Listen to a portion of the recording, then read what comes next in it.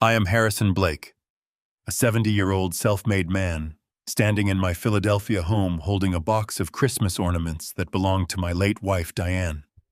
My 28-year-old daughter, Morgan, delivers a cold, flat statement over the phone.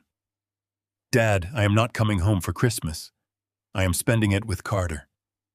When I suggest flying to New York to finally meet Carter's parents since their New Year's Eve wedding is only 3 weeks away, the real blow drops. Morgan snaps, telling me under no circumstances am I to contact or meet them. My calloused hands gripped the phone hands that built a commercial HVAC and construction empire from scratch so she wouldn't have to struggle. Don't try to come to New York, Dad. Carter's parents won't be at the wedding anyway, so there's no point. She hung up, leaving a deafening silence. It was a cold, sharp sound that echoed through the quiet house, a house Diane and I had filled with warmth, hoping Morgan would always feel it. But lately, that warmth felt very, very far away. I stood there, the box of ornaments heavy in my hands, trying to make sense of what just happened. Not coming home for Christmas. My only child, the daughter I had given everything to, choosing to spend the holidays away and telling me I couldn't even meet her future in-laws. It felt wrong. It felt calculated. For a few days I tried to brush it off. I told myself she was just stressed with the wedding, that she was building her own life. That is what we want for our children, right? For them to fly on their own. But the intuition of a man who has negotiated contracts for 40 years does not turn off easily. Something in her voice, that sharp, almost panicked tone when I mentioned Carter's parents, it kept replaying in my mind. The next week I called Morgan again, trying to sound casual. Honey, I was just thinking about the wedding. Are you sure Carter's parents can't make it? I mean, it is their son's wedding. It seems strange they wouldn't want to be there. I could almost hear her tense up through the phone. Dad, I told you they are traveling. They are in Europe on a long-planned trip. They can't just cancel it. It is fine, really. It is fine. But it wasn't fine. A trip to Europe over their son's wedding. Who plans a trip like that when they know their son is getting married on New Year's Eve? I let it go for the moment, pretending to accept her excuse. Okay, sweetheart. I understand. Just let me know if you need anything. But I didn't understand. I couldn't. I needed to know what was really going on. I started paying closer attention. Morgan had always been a bit secretive since she moved to New York for her marketing job, but this was different. This felt like a deliberate exclusion. I remembered a conversation we had a few months prior when she first announced the wedding. She said they were keeping it small, intimate, just close friends and immediate family.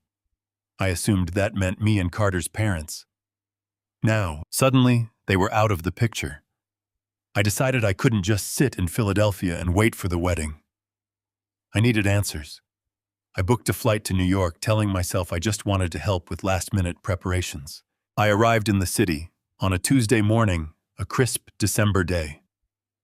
The energy of New York was usually invigorating, but today it felt overwhelming. I headed straight to Morgan's apartment, a nice place in Brooklyn that I had helped her furnish. I knocked on the door, expecting a surprised but happy greeting. Instead, she opened it with a look of pure shock. Dad. What are you doing here? I thought I would come up and help out. You sounded so stressed on the phone. I just wanted to be here for you. She didn't invite me in. She stood in the doorway, her posture rigid. Dad, you can't be here right now. Carter is working from home and we are right in the middle of a major project. It is not a good time. I could see past her into the apartment. It was impeccably clean, no signs of a major project. Just a quiet, sterile space. I am your father, Morgan. I came all the way from Philadelphia. Can't I just come in for a cup of coffee? She sighed, a long, exasperated sound. Fine. Just for a minute. I stepped inside, the atmosphere thick with tension. Carter emerged from the bedroom, looking equally surprised and displeased. Mr. Blake. What a surprise. He offered a stiff handshake. We are a bit swamped right now. I nodded, trying to maintain a friendly facade. I understand. I won't stay long. I just wanted to see how the wedding plans were coming along. And maybe talk about your parents, Carter. It is a shame they won't be there. Carter exchanged a quick, nervous glance with Morgan. Yes, it is unfortunate, but they have had this trip planned for a while. We understand. I pressed a little harder. Where in Europe are they? Maybe I could send them a gift, a bottle of wine or something to celebrate from afar. Morgan intervened quickly. Dad, leave it alone. They are traveling around. It is hard to keep track of them. Please just drop it. The defensiveness in her voice was unmistakable. It wasn't just stress. It was fear. They were hiding something, and it had to do with Carter's parents. I finished my coffee, made some small talk, and left my mind racing. I couldn't just go back to Philadelphia. I needed to know who Carter really was and why his parents were supposedly missing their own son's wedding. I remembered the name of the firm. Carter worked for a prestigious architectural company in Manhattan. I decided to pay them a visit, pretending I was looking for a firm for a new project in Philadelphia. I walked into the sleek, modern office, the kind of place that smelled of expensive cologne and ambition. The receptionist greeted me warmly. How can I help you, sir? I am Harrison Blake. I am looking into some new architectural firms for a commercial project in Philadelphia. I believe a young man named Carter works here, Carter Hastings. The receptionist smiled. Yes, Carter is one of our senior architects. Let me see if he is available. While she made a call, I observed the office. It was bustling, professional, everything you would expect. A few minutes later, an older gentleman walked out, extending his hand. Mr. Blake, I am Richard Hastings, a senior partner here, and Carter's father. My heart stopped. Carter's father. The man who was supposed to be in Europe missing his son's wedding was standing right in front of me, in a tailored suit, looking very much not in Europe. I shook his hand, my mind struggling to process the information. It is a pleasure to meet you, Richard. I didn't realize you worked together. Oh yes, Carter is one of our brightest talents. We are very proud of him. Richard gestured toward his office. Please come in. Let's discuss your project. I followed him, my thoughts a chaotic mess. If Richard was here, why the lie? Why the elaborate story about Europe? I sat down in his office, trying to keep my composure. Richard, I must admit I am a bit surprised to see you here. I heard you and your wife were traveling. Europe wasn't it, Richard frowned, a look of genuine confusion crossing his face. Europe? No, we haven't been to Europe in years. My wife, unfortunately, has been quite ill. We haven't traveled much at all recently. Ill. I leaned forward, my heart sinking. I am so sorry to hear that. I had no idea. Richard sighed, looking suddenly older. Yes, it has been a difficult time. She is receiving treatment, but it is a slow process. That is why we are keeping things quiet right now. I nodded slowly, the pieces starting to fall into place but forming a picture I didn't want to see. And the wedding, I asked softly. Carter's wedding on New Year's Eve. Are you still planning to attend? Richard's confusion deepened. Wedding. Carter is getting married. He hasn't mentioned a wedding. The silence in the office was deafening. It wasn't just a lie about Europe. It was a complete fabrication. Carter's own parents didn't even know he was getting married. And Morgan, my daughter, was not only complicit in this lie, she was actively enforcing it. She had explicitly forbidden me from contacting them. The realization hit me like a physical blow. This wasn't just a miscommunication or a stressful wedding planning situation. This was a deliberate, calculated deception, and it involved the boy I raised and the man she was about to marry. I thanked Richard for his time, making a weak excuse about needing to review my project plans, and practically fled the office. I walked out onto this busy Manhattan street, the cold air biting at my face, but I barely felt it. My mind was reeling. Why? Why would they lie about something so monumental? Why hide a wedding from the groom's parents? And why go to such lengths to keep me away from them? I needed answers. Real answers, and I knew I wasn't going to get them by asking nicely. I pulled out my phone and dialed the number of a man I hadn't spoken to in years, a private investigator I had used back in my corporate days to vet potential partners. A man who specialized in uncovering the truth no matter how deeply it was buried. "John, it is Harrison Blake. I need your help. It is urgent and it is personal. I need a full background check on a man named Carter Hastings, and I need to know everything about his family, his finances, his past. Everything." John agreed, sensing the urgency in my voice. I gave him the details, feeling a cold resolve settling over me. I had built an empire by being meticulous, by understanding the details, by never accepting things at face value. I was going to apply those same principles now. I was going to find out what Morgan and Carter were hiding, and I was going to prepare myself for whatever truth I uncovered. I walked back to my hotel, the bustling city around me a blur. The festive lights and holiday decorations seemed almost mocking now. I had come to New York hoping to help with a wedding, hoping to connect with my daughter. Instead, I had stumbled into a web of lies. I sat in my hotel room, staring out the window at the skyline, a skyline I had helped build, a skyline that now felt unfamiliar and cold. The intuition that had guided me through decades of business was screaming at me now. This wasn't just a lie. It was a trap, and I was determined to find out who the prey was supposed to be. The line went dead. I stood in the middle of the living room, the phone still pressed tightly to my ear, listening to the hollow silence that followed. Morgan had hung up on me. My only daughter, the child Diane and I had built our entire world around, had just uninvited me from her life. I slowly lowered the phone, feeling a cold numbness spread completely through my chest. The box of antique Christmas ornaments felt like heavy lead in my hands. I set it down on the glass coffee table, right next to the framed photograph of Diane holding Morgan on her 5th birthday. The large house was painfully quiet. Without Diane, the silence had become a constant companion over the years, but today it felt malicious. It was a heavy, suffocating weight pressing down on my shoulders. I walked into the kitchen, tracing my hand along the granite countertops I had installed myself decades ago. I built my commercial construction company from absolutely nothing, pouring my blood and sweat into every concrete foundation and steel beam solely to ensure Morgan would never know the harsh realities of the world. I wanted her to have everything I did not. I wanted her to soar without limits, and she did soar.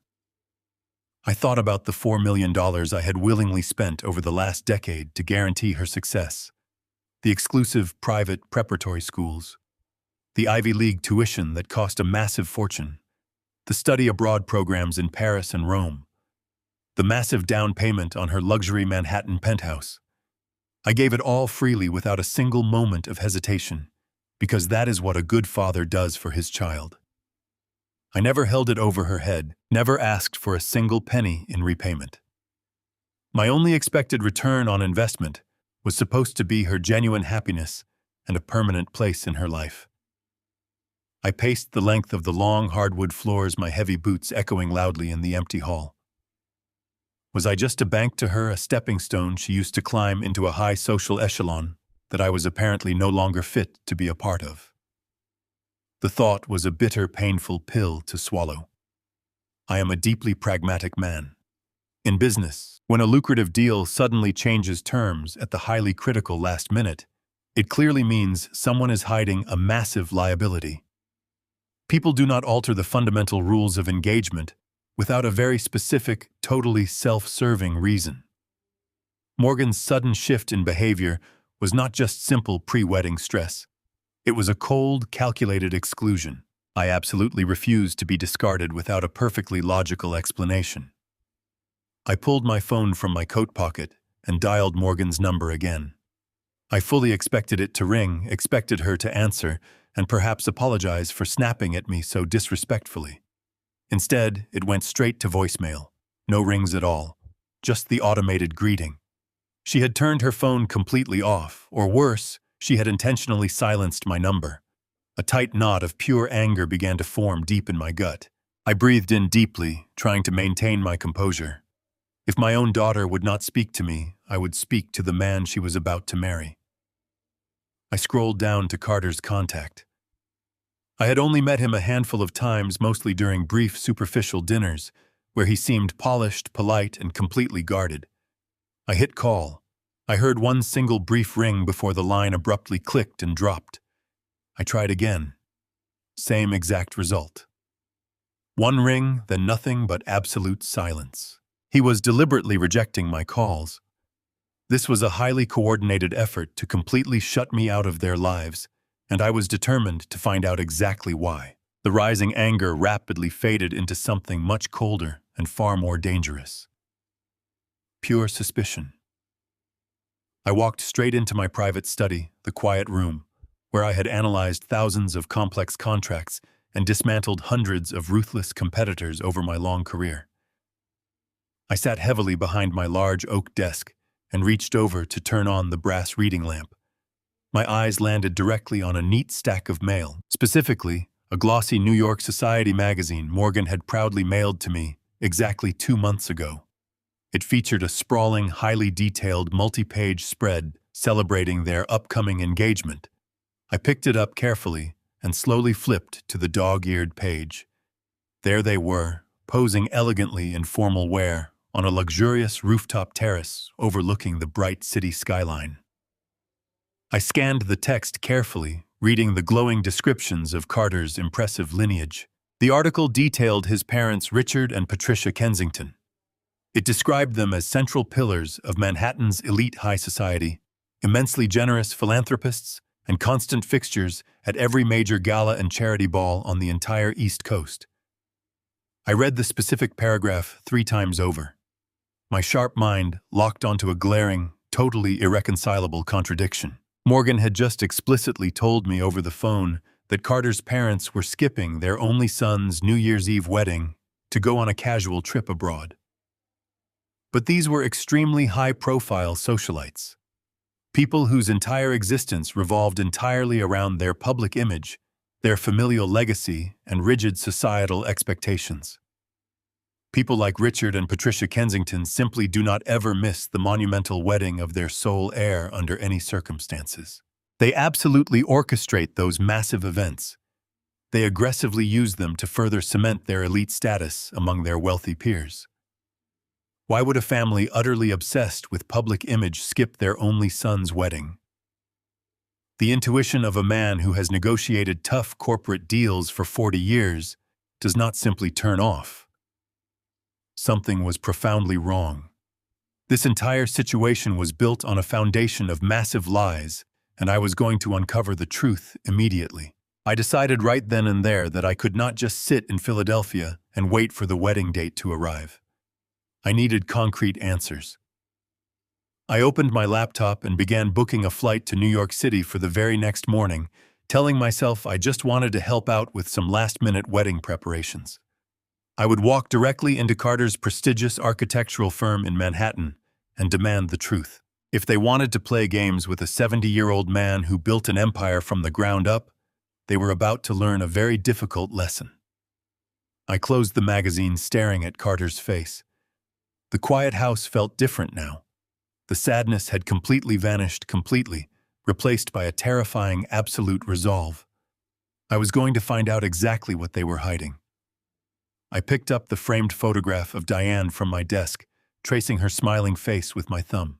I promised her I would always protect our family. I placed the picture back down, my decision firmly finalized. They made a grave mistake underestimating me. The hunt begins tomorrow at dawn. I turned off the lamp, letting heavy darkness fill the room. I sat perfectly still in the shadows, waiting for morning to finally arrive. The first light of dawn had barely broken through the frosted windows of my study when I heard the familiar, aggressive hum of a high-performance engine in the driveway. I stood up from my leather chair, my joints stiff from a sleepless night, and walked toward the front hallway. Peering through the sidelight window, I watched Morgan aggressively park the brand-new Porsche Macan I had bought her for her 25th birthday. The sleek black car sat in stark contrast to the quiet working-class roots of my old neighborhood. Before I could even reach the doorknob, the front door burst open. Morgan practically fell into the foyer, bringing a rush of freezing December air with her. She was a vision of absolute distress. Her expensive mascara was smeared beneath her eyes. Her designer coat hung haphazardly off one shoulder, and she was sobbing with a breathless, heavy desperation that immediately gripped my chest. "Dad," she choked out, dropping her heavy leather purse onto the entryway table with a loud thud. "I am so sorry. I am so sorry." I instinctively stepped forward, closing the distance between us. The anger and cold resolve that had solidified in my mind just hours ago instantly warred with the primal, undeniable instinct of a father seeing his child in pain. I reached out and guided her into the living room, sitting her down on the velvet sofa. Morgan buried her face in her hands, her shoulders shaking violently. I sat beside her, waiting for the performance or the truth to unfold. She took a ragged, trembling breath and looked at me with wide, tear-filled eyes. "Carter and I are in a terrible situation," she whispered, her voice trembling. "His parents are not in Europe, Dad. I lied to you, and I feel sick about it." I nodded, maintaining a neutral expression. "Tell me what is really going on, Morgan. Why lie about something like this?" She grabbed my hands, her grip tight and desperate. "Because they are monsters," she cried, tears spilling over her cheeks. "Richard and Patricia Kensington are deeply toxic, financially abusive narcissists who have tried to completely control every aspect of Carter's life since he was a child. They use their immense wealth to manipulate him, to threaten him, and to punish him whenever he steps out of line." She painted a vivid picture of an elite Manhattan family operating like a ruthless syndicate. According to Morgan, the Kensingtons had demanded Carter marry a woman from their own social circle, a wealthy heiress who could elevate their status even further. When Carter refused, choosing to marry for love, his parents threatened to destroy his career and cut him off completely. Carter bravely chose us, Dad. He chose our life over their money. He cut ties with them permanently to protect our relationship. It has been a nightmare. I listened to her tragic narrative, watching the genuine-looking distress warp her features. She described the emotional toll it was taking on Carter, how he was grieving the loss of his family right before the wedding, and how they were both simply trying to survive the holiday season without falling apart. The story was incredibly detailed, highly emotional, and dangerously plausible. It played perfectly into my deepest insecurities and my fierce protective instincts. I looked at her tear-stained face, and for a fleeting second, I almost believed every single word. But then a quiet, persistent memory of my late wife pushed its way to the forefront of my mind. Diane had always been the perceptive one. She had an uncanny ability to see through the charming facades people carefully constructed. I remembered a rainy Tuesday evening years ago, sitting in this exact living room. Morgan was a teenager, then crying hysterically over a minor disciplinary consequence, claiming she was the victim of a massive misunderstanding at school. Diane had stood her ground, watching our daughter weep. Later that night, Diane had turned to me with a soft, knowing sigh. "Harrison, you are far too soft on that girl," she had warned me gently. "You buy her tears every single time. She knows exactly how to break your heart to get her way. You have to learn to look past the crying and see the actual behavior." At the time, I had dismissed Diane's concern as typical maternal strictness. I was the proud provider, the protector. It was my job to fix my daughter's problems. Now, staring at Morgan's weeping form, Diane's wise warning echoed loudly in the silent house. Morgan leaned closer, resting her head against my shoulder, her voice dropping to a fragile, pleading whisper. "I kept you away to protect you." "Dad," she sobbed, clutching my shirt tightly in her fists.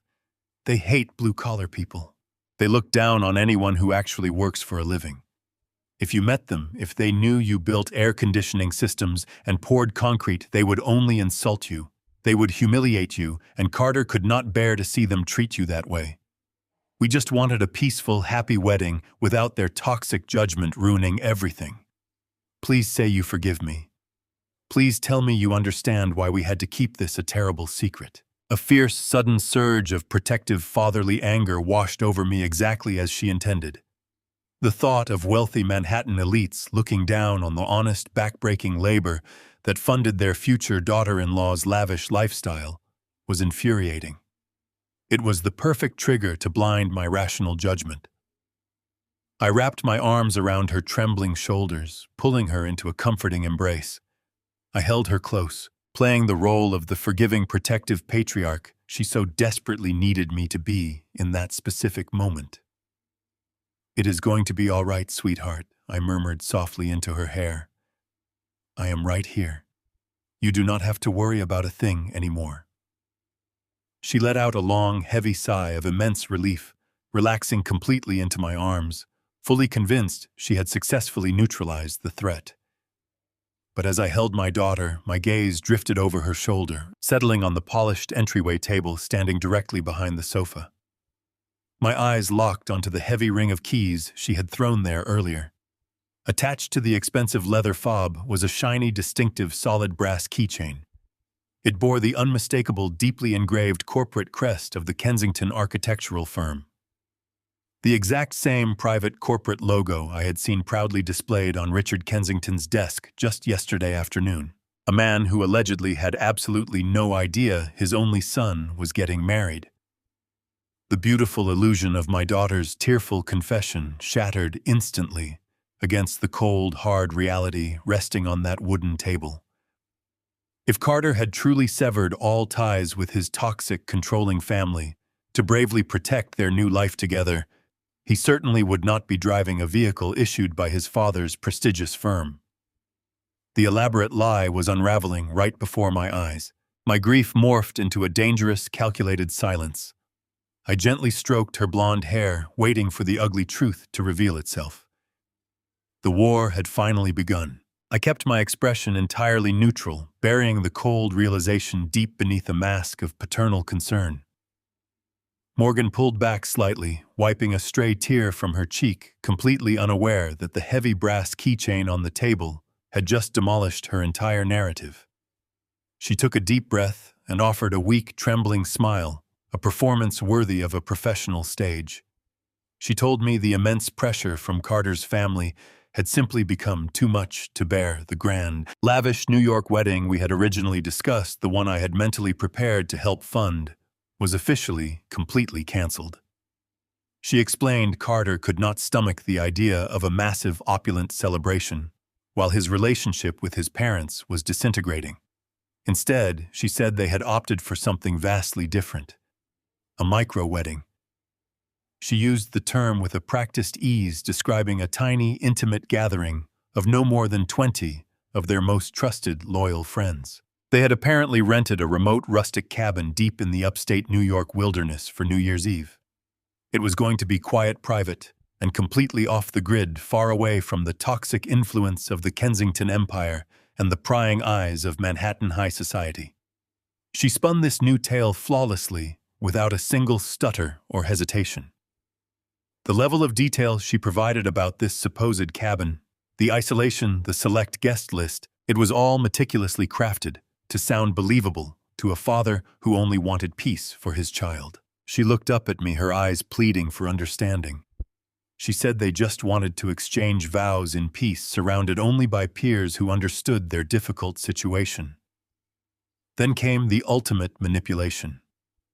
She gently placed her hands on my arms and asked me with a voice full of manufactured sorrow to please respect their need for absolute privacy during this sensitive transition.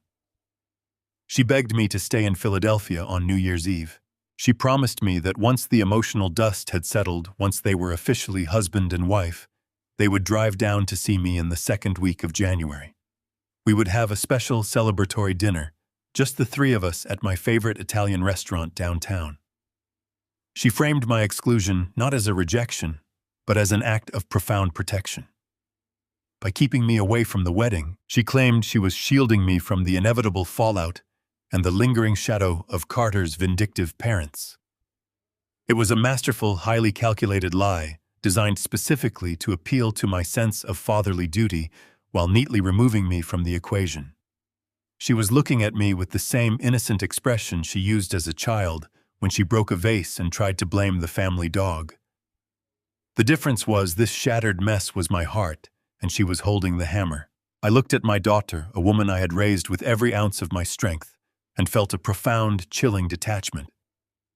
I realized in that exact moment that the little girl who used to hold my hand while we walked through the park was entirely gone. In her place stood a stranger perfectly willing to exploit my love to facilitate her hidden agenda. But I had spent 4 decades navigating the treacherous waters of commercial construction. I knew how to bide my time. I knew how to let an opponent believe they held the upper hand while I quietly laid the foundation for their absolute ruin. I nodded slowly, deliberately, softening my features into a portrait of reluctant acceptance. I told her I understood. I told her that her happiness and Carter's peace of mind were the most important things in the world to me. I promised her I would stay in Philadelphia and eagerly await their visit in January. The visible wave of sheer relief that washed over her face was deeply nauseating. The tension drained from her shoulders, and her manufactured tears miraculously ceased. She had achieved her objective. She truly believed she had successfully managed the clueless old man. We spent another 20 minutes chatting about trivial things, the weather, her apartment, the upcoming winter storm. It was a grotesque pantomime of normal family life. Finally, she gathered her coat and slung her designer purse over her shoulder. I walked her toward the front door, playing the role of the supportive father, right to the bitter end. We stepped out onto the front porch, the freezing December wind biting at our faces. I walked her down the front steps and along the walkway toward the driveway. The black Porsche Macan sat idling softly, its exhaust pluming white smoke in the frigid morning air. I had paid cash for that vehicle just 3 years ago, a reward for her landing her first major corporate promotion. As she opened the driver's door, she turned back and gave me one last tight hug. She told me she loved me, a phrase that now tasted like bitter ash in my mouth. I watched her slide into the leather seat and close the heavy door. She lowered the tinted window to wave a final goodbye. I waved back, maintaining my placid smile. She shifted the car into reverse and began to slowly back out of my driveway. I stood there on the freezing concrete, letting the winter cold seep into my bones, tracking the luxury vehicle as it moved toward the residential street. My eyes, highly trained over decades to spot structural flaws in architectural blueprints, automatically scanned the rear bumper of the retreating car. I noticed a detail I had completely missed when she first pulled in, a detail that permanently cemented the certainty of her ruthless deception. Bordering the yellow New York license plate was a thick, custom-ordered chrome frame. The bold black lettering, deeply etched into the shiny metal, was impossible to mistake. It proudly read, "Kensington Holdings, Corporate Fleet." The heavy truth slammed into me with the devastating force of a runaway freight train. My only daughter was driving a corporate vehicle, officially registered to the very same wealthy family her fiancé had supposedly just cut all ties with. The family she claimed despised us. The family she claimed was a toxic threat to their entire peaceful existence was currently actively providing her with a luxury corporate car. The remote cabin story was nothing but a cheap, highly insulting smokescreen designed to pacify me. They were not hiding peacefully in the woods. They were actively participating in the vast Kensington empire. The scattered puzzle pieces locked together instantly with a sickening, audible crunch in my mind. The intimate micro-wedding was a phantom, a pathetic distraction intentionally meant to keep me contained in Philadelphia, while the real celebration occurred without my presence. I watched the red taillights of the Porsche disappear down the quiet street, carrying my treacherous daughter back to a life built on malicious lies. The paralyzing sorrow I felt earlier was gone now. Only the cold, brutal, unforgiving logic of a seasoned commercial architect remained pulsing in my veins. It was time to tear down her deceptive house of cards. The freezing wind whipped around me as I stood in the driveway, staring at the empty space where her car had just been. The taillights of that Porsche vanished around the corner, taking my daughter and her web of malicious lies back to New York. The cold air was sharp, but the chill that settled deep within my chest was infinitely worse. It was a physical ache, a heavy, suffocating pressure radiating outward from my sternum. For a long moment, I existed in the quiet aftermath of her performance. She had hugged me. She had looked me directly in the eyes and weaponized my protective instincts, painting herself as the desperate victim of a cruel family. The audacity of her deception left me paralyzed. I slowly turned and walked back toward the front porch. The quiet house felt completely different now. It was no longer a sanctuary of cherished memories.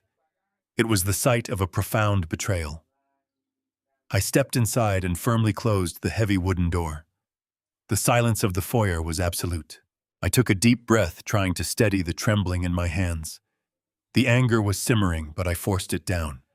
I needed to dismantle the illusion she built. I took off my winter coat, draping it methodically over the banister. The mug of coffee Morgan had been drinking from sat, abandoned on the mahogany console table. A faint ring of her expensive coral lipstick stained the porcelain rim. I picked it up, the ceramic now completely cold against my palm. I decided to carry it upstairs to her old bedroom, a space she had hastily visited before executing her tearful escape. Walking up the carpeted staircase, I felt a heavy wave of nostalgia try to drown my bitter resentment. This was the staircase where I had taken countless photographs of her before her high school dances wearing dresses I had gladly worked 80-hour weeks to afford. Every square inch of this property was infused with my labor and Diane's endless love. We had built a fortress of security for her, insulated from the financial struggles Diane and I had faced. But as I reached the top landing, the nostalgia evaporated, instantly replaced by the cold reality of the present. Morgan was not a confused child seeking refuge. She was an adult woman operating with calculated precision. She came here to ensure I remained ignorant and geographically contained. I pushed open the door to her childhood bedroom. The space had been perfectly preserved, a shrine to her youth. The walls were still painted that soft, pale blue she had demanded when she was 12. Her academic trophies and framed diplomas proudly lined the built-in shelves. I walked across the plush carpet, the coffee mug heavy in my hand, intending to set it on the desk. The room smelled faintly of her expensive floral perfume, a lingering ghost of her brief visit. I set the mug down on the glass surface of the desk. As I turned to leave, my gaze fell downward. Tucked away neatly beside the cherry wood desk was a small, ornate wastebasket. It was normally empty, meticulously cleaned by the housekeeper every Thursday. Today, however, it was not empty. Resting right at the bottom, partially obscured by a discarded tissue, was a crumpled piece of paper. It caught my eye immediately. It was not a casual scrap of notebook paper. I could clearly see the distinct texture and the creamy color of heavy, high-stock parchment. It was the kind of stationery reserved exclusively for formal business transactions. I knelt down and carefully pulled the document free. I stood up slowly, bringing the wadded paper into the bright morning light, streaming through the bedroom window. The material was thick and rigid, resisting my attempts to smooth it out. I pressed it flat against the smooth surface of the desk, running my calloused palms over the deep creases. I spent 30 years reading complex architectural blueprints, analyzing dense structural engineering schematics, and managing multi-million-dollar commercial construction contracts. My brain is hardwired to process numbers, identifying critical logistical data automatically and instantly.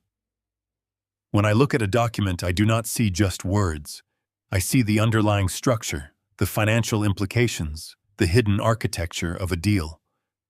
As I smoothed the final crease, my eyes darted to the top right corner of the page, searching for a corporate logo. The black ink was crisp, embossed with a metallic sheen. It was a formal invoice, generated by a highly sophisticated billing system. My eyes rapidly scanned down the columns, absorbing the itemized lines with the cold efficiency of a seasoned auditor. The sheer volume of the numbers listed on the page was staggering. This was a comprehensive financial ledger for an event of massive proportions. The first itemized line detailed a premium open bar package calculating costs for a duration of 6 full hours. The quantity listed beside it made my pulse quicken. The second line detailed a multi-course culinary dinner featuring imported truffles, butter-poached lobster, and prime dry-aged beef. I tracked the numbers across the page, multiplying the quantities by the exorbitant unit prices in my head. The math was devastating. The lie Morgan had spun downstairs just moments ago was violently disintegrating beneath my fingertips. She had looked me in the eye, weeping, and sworn she was having a tiny, secluded micro-wedding in a remote cabin. She claimed there would be no more than 20 close friends in attendance. She painted a pathetic picture of a quiet escape from the harsh judgments of Manhattan high society. But the document resting under my hands told a completely different story. It outlined an event designed to command attention, to showcase immense wealth, and to dominate the social calendar of the elite. This was a production requiring an army of staff coordinators and security personnel. She constructed a parallel reality to erase me from the most important day of her life. I forced my eyes back to the top of the page, reading the bold font of the venue's official letterhead. It was not a remote cabin upstate. The document was generated directly by the events department of the Plaza Hotel in New York City. One of the most exclusive, fiercely guarded, and exorbitantly expensive venues in the entire country. I looked back down at the guest count clearly printed in the billing summary. It read 500 guests, 500 members of the societal elite gathering to celebrate the union of two prominent families. I moved my gaze to the final bottom line. The total cost of the reception was an astonishing $500,000. My heart hammered against my ribs, a slow, rhythmic pounding of absolute clarity. This was the grand, opulent society wedding Carter's parents were supposedly missing. I traced my finger down to the very bottom of the page, past the terms and conditions to the final authorization line. There, boldly validating a massive deposit of $250,000, was a sweeping signature. It did not belong to my daughter. It did not belong to Carter. The signature approving the celebration I was banned from belonged exclusively to Patricia Kensington. My blood ran completely cold as the reality of the Plaza Hotel invoice settled heavily into my chest. The signature of Patricia Kensington mocked me from the bottom of the page, an elegant, sweeping script that authorized $250,000 for an event my own daughter had just sworn was a tiny, rustic gathering. I placed the heavy parchment back onto the glass desk and took a long, deep breath.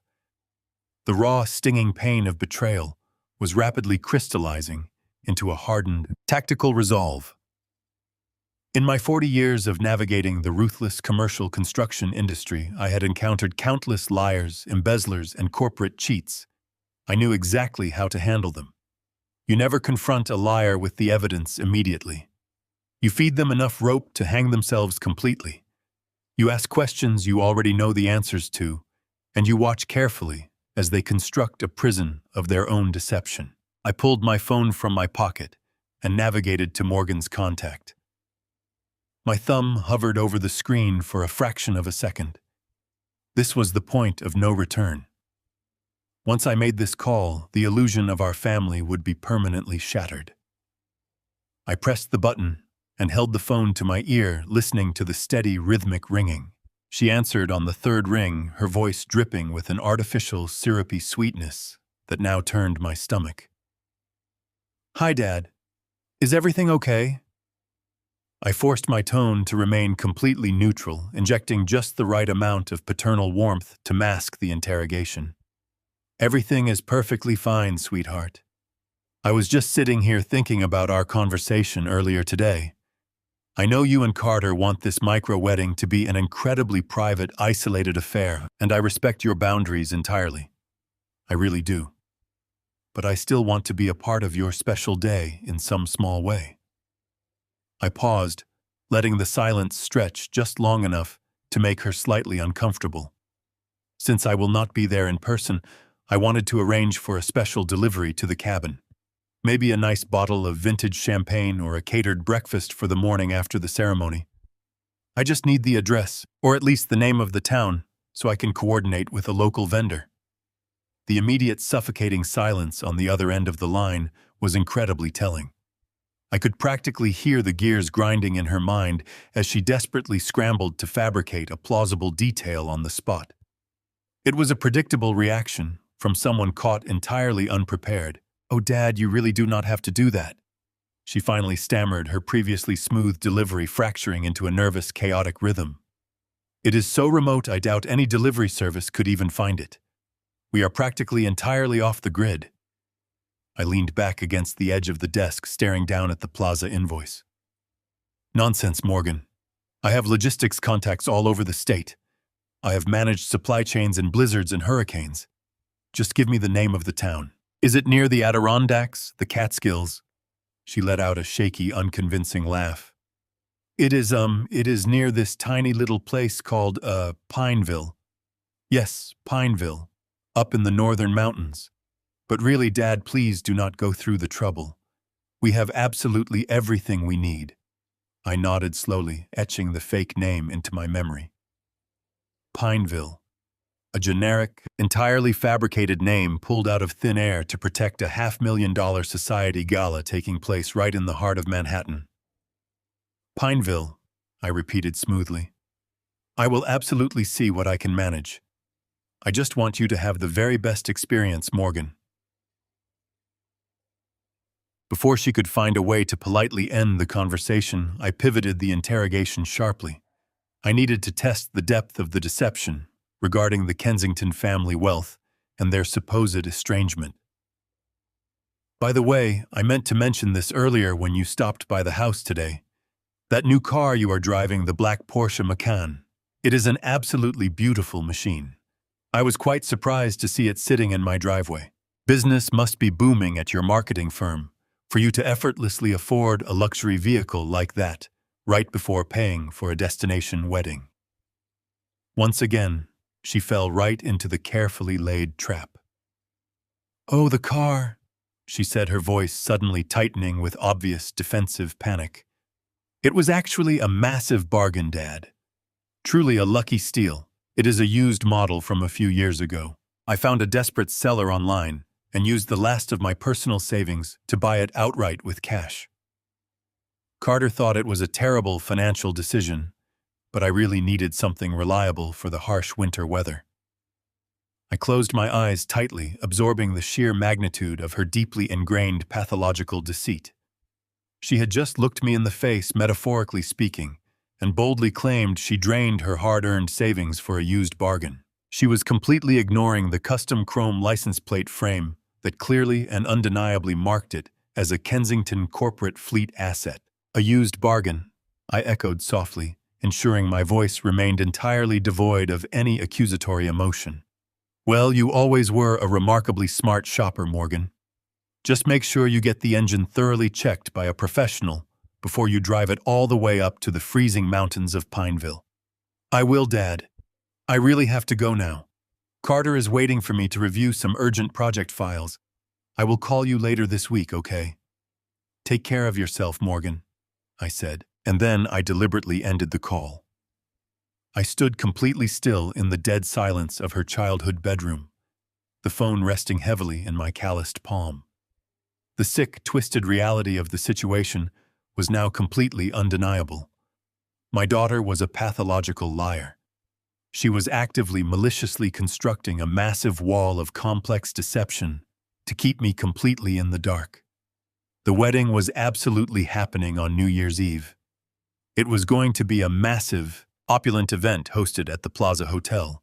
The Kensingtons were entirely involved financing the extravagant celebration and generously providing my daughter with luxury corporate vehicles. I was the only person being excluded. I was the only one deemed entirely unworthy of an invitation. The burning question echoed loudly in my mind. Why I picked up the crumpled invoice from the desk holding the tangible proof of her ultimate betrayal. I needed more information. I needed to completely dismantle her narrative piece by agonizing piece. My grief was entirely gone, replaced by a highly focused, dangerous energy.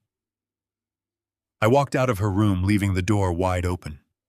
The game had fundamentally changed, and I was no longer playing defensively. I pulled out my phone again and dialed my private investigator in New York. The line connected instantly, and I spoke with absolute chilling authority. "John," I said smoothly, "I have a new target for you to investigate. I need you to find everything you possibly can about Patricia Kensington immediately. I need to know her exact connection to my daughter." The line went dead, leaving me in the chilling quiet of Morgan's childhood bedroom. I lowered the phone, staring blankly at the floral wallpaper that suddenly felt like a mocking reminder of the innocent girl I thought I knew. John would find everything there was to know about Patricia Kensington, but I could not simply sit back and wait for his report. I absolutely refused to be a passive victim in this unfolding disaster. A man does not build a commercial empire from scratch by waiting for the other shoe to drop. He anticipates the impact. He reinforces the structure before the storm hits. I turned my back on the pristine, preserved bedroom, walking purposefully down the hallway toward my private home office. My heavy footsteps echoed against the hardwood floors, a steady rhythm matching the cold, calculating pulse of my own heartbeat. I entered the dark, oak-paneled room and immediately moved to the massive desk. I bypassed the stacks of structural blueprints and daily operational reports reaching straight for my secure laptop. I opened the encrypted financial portal, authenticating my identity with a quick biometric scan. The screen illuminated my face. I bypassed my standard corporate accounts, clicking past the millions of dollars tied up in ongoing construction projects across the tri-state area. I navigated directly to the private family trust section. Years ago, when my business first crossed the threshold into massive profitability, I established an ironclad trust fund for Morgan. It was designed to ensure she would never face the paralyzing financial terror Diane and I had endured in our early 20s.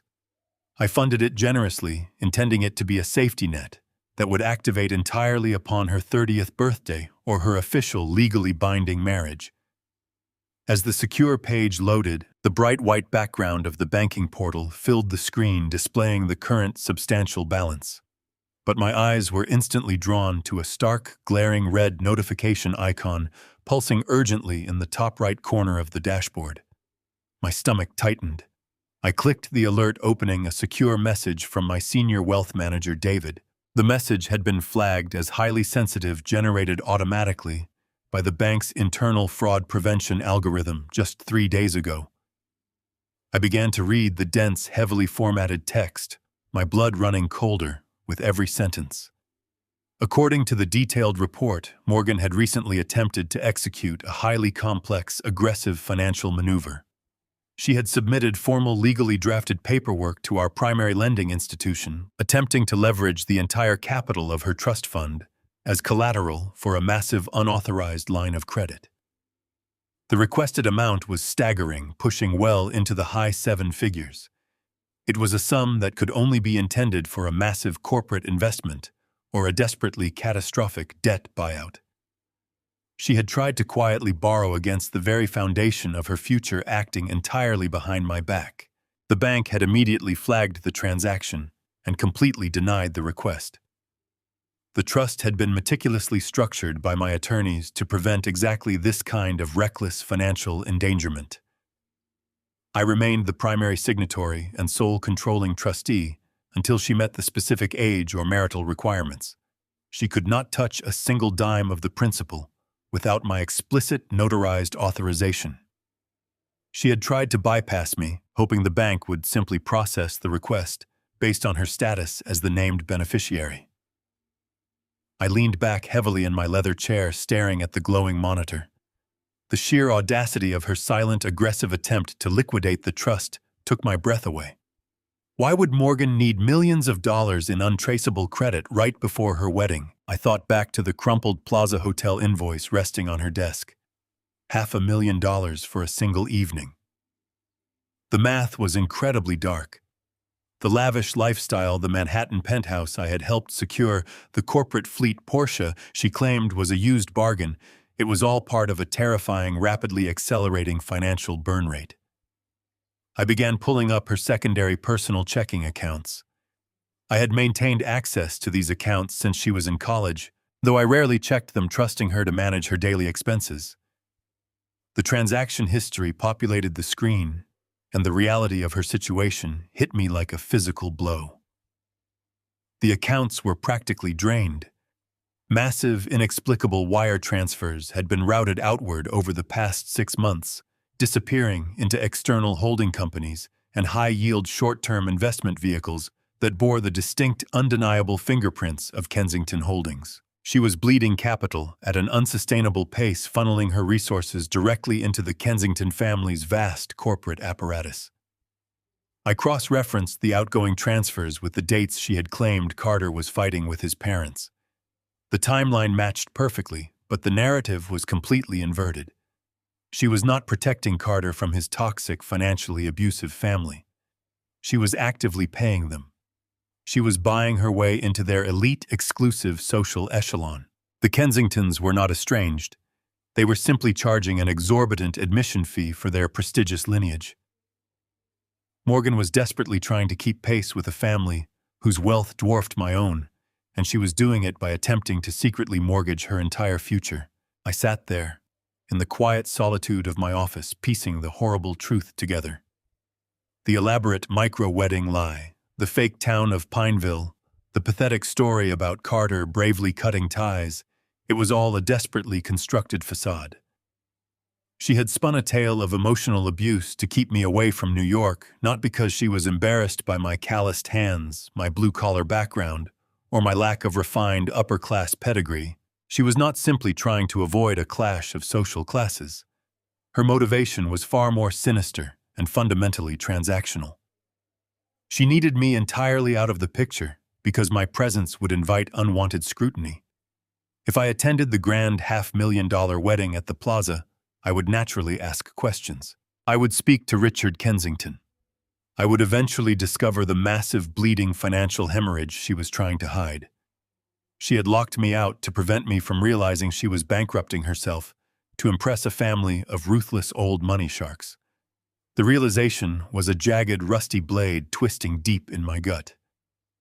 My only child viewed me merely as an ignorant, easily manipulated obstacle. This profound exclusion was purely financial. A massive, devastating trap was being set, orchestrated by a daughter who believed her construction worker father was too foolish to notice the ground collapsing beneath his feet. I looked at the denied line of credit on the screen. The trap was ready, the jaws were wide open, and I was standing right on the trap door. But I had built solid foundations in solid bedrock, and I absolutely refused to ever fall for it. The incredibly powerful Kensingtons arrogantly thought they could quietly consume my family's hard-earned wealth without facing any serious consequences. They were now about to learn exactly how ruthlessly and systematically I defend what is rightfully mine against anyone who foolishly seeks to absolutely destroy it, regardless of the heavy cost. I ended the brief call with my standard investigator, my mind already moving 5 steps ahead of the current situation. John was perfectly adequate for running basic background checks or finding hidden public records, but the situation unfolding with the Kensington family required a completely different caliber of warfare. I could not simply confront Morgan with the Plaza Hotel invoice or the denied line of credit from her trust fund. Confrontation is a highly flawed strategy when dealing with a pathological liar. Confronting a manipulator prematurely only provides them with the invaluable gift of time. It allows them to adapt their narrative, destroy critical evidence, and construct new, more elaborate defenses to justify their treason. If I marched into her Manhattan apartment right now and slammed that venue receipt onto her kitchen counter, she would undoubtedly burst into another round of fabricated hysterical tears. She would invent a new, highly emotional excuse. She would claim the Kensingtons had forcefully taken over the planning process against her will, or she would insist the hotel booking was a complete misunderstanding. I absolutely refused to endure another performance.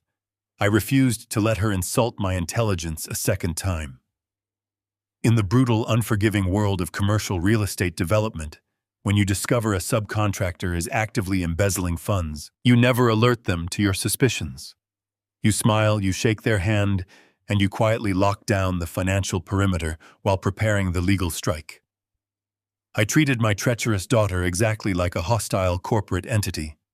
I needed to map the entire architecture of her deceit before bringing the sledgehammer down on her operation. To completely dismantle the Kensington family, I needed a specialized weapon.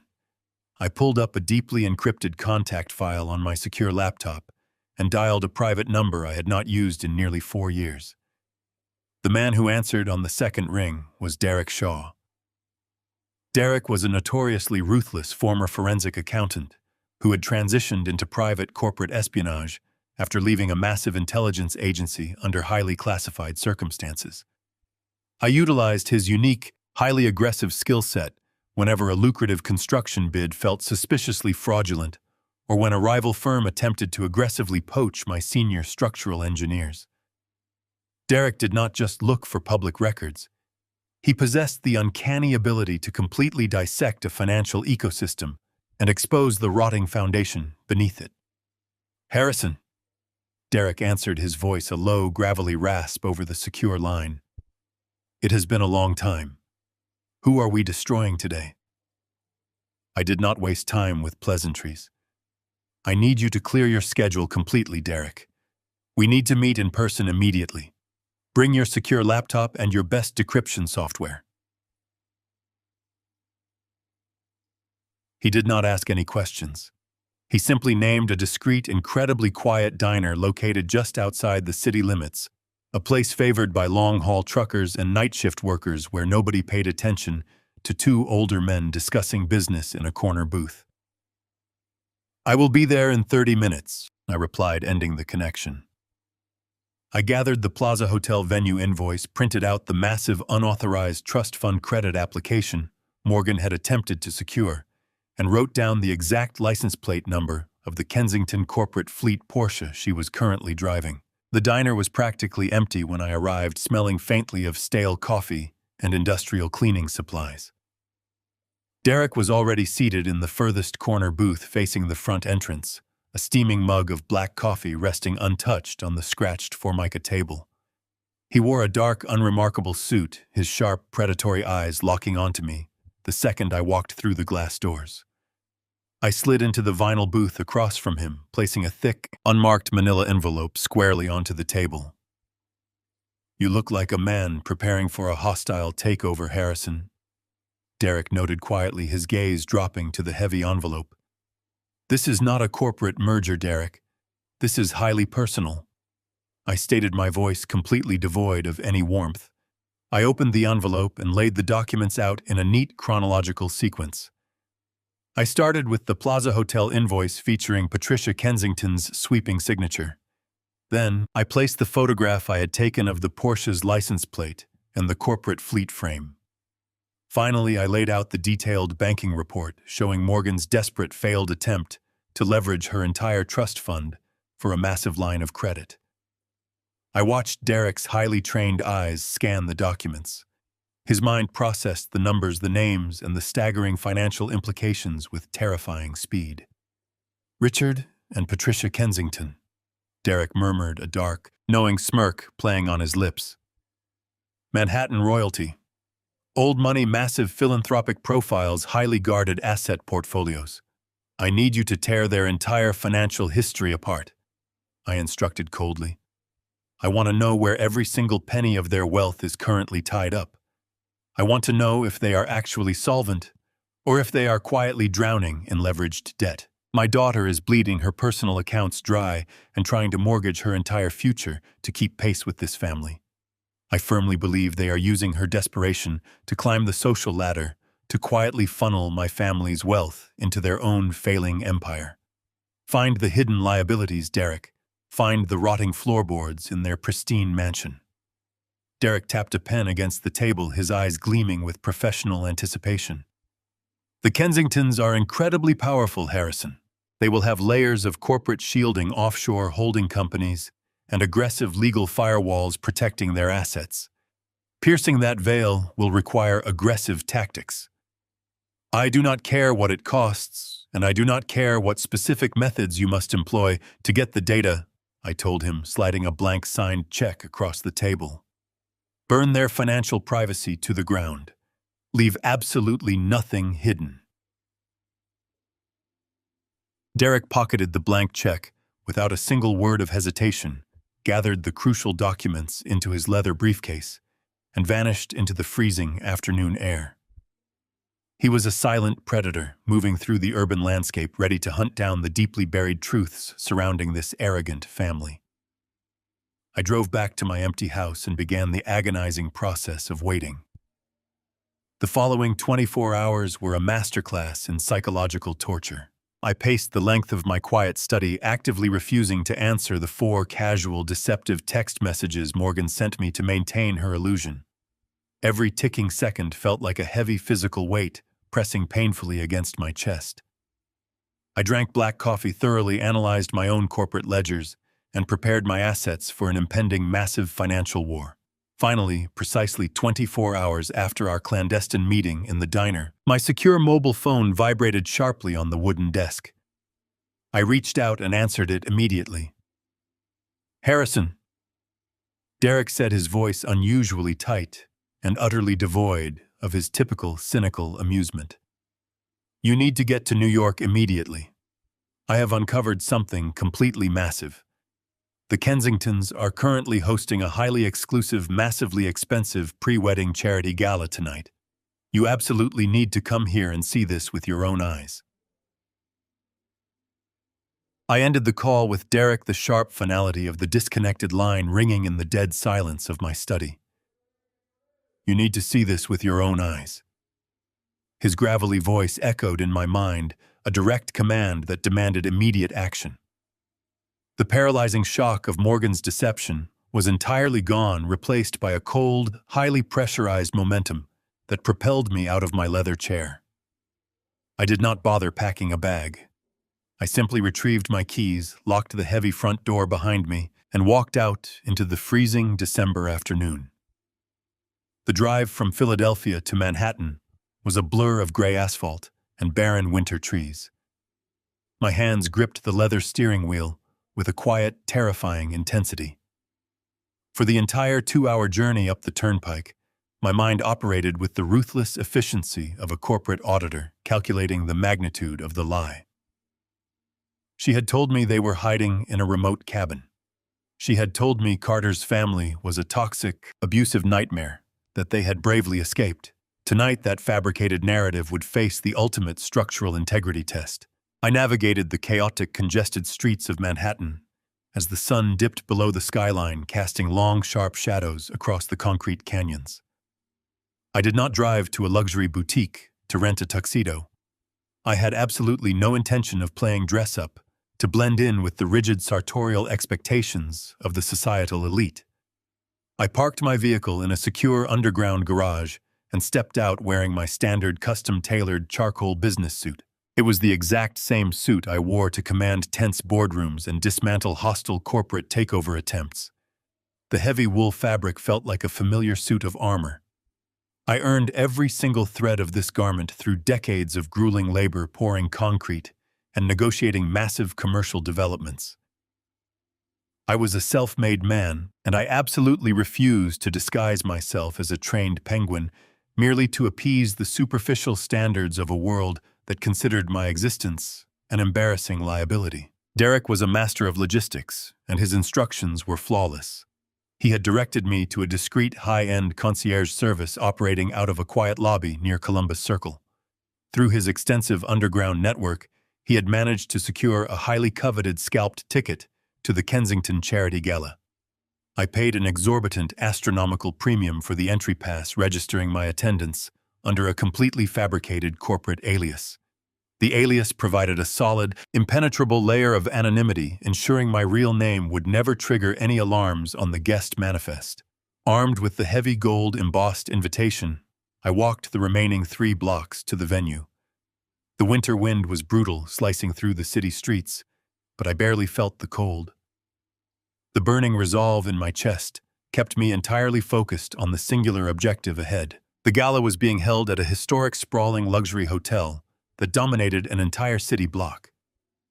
I approached the grand entrance, joining a steady stream of obscenely wealthy patrons, stepping out of sleek black town cars and chauffeured limousines. I handed my ticket to the impeccably dressed security personnel stationed at the velvet ropes. The guard scanned the barcode, nodded with practiced deference, and unhooked the brass chain to allow me passage.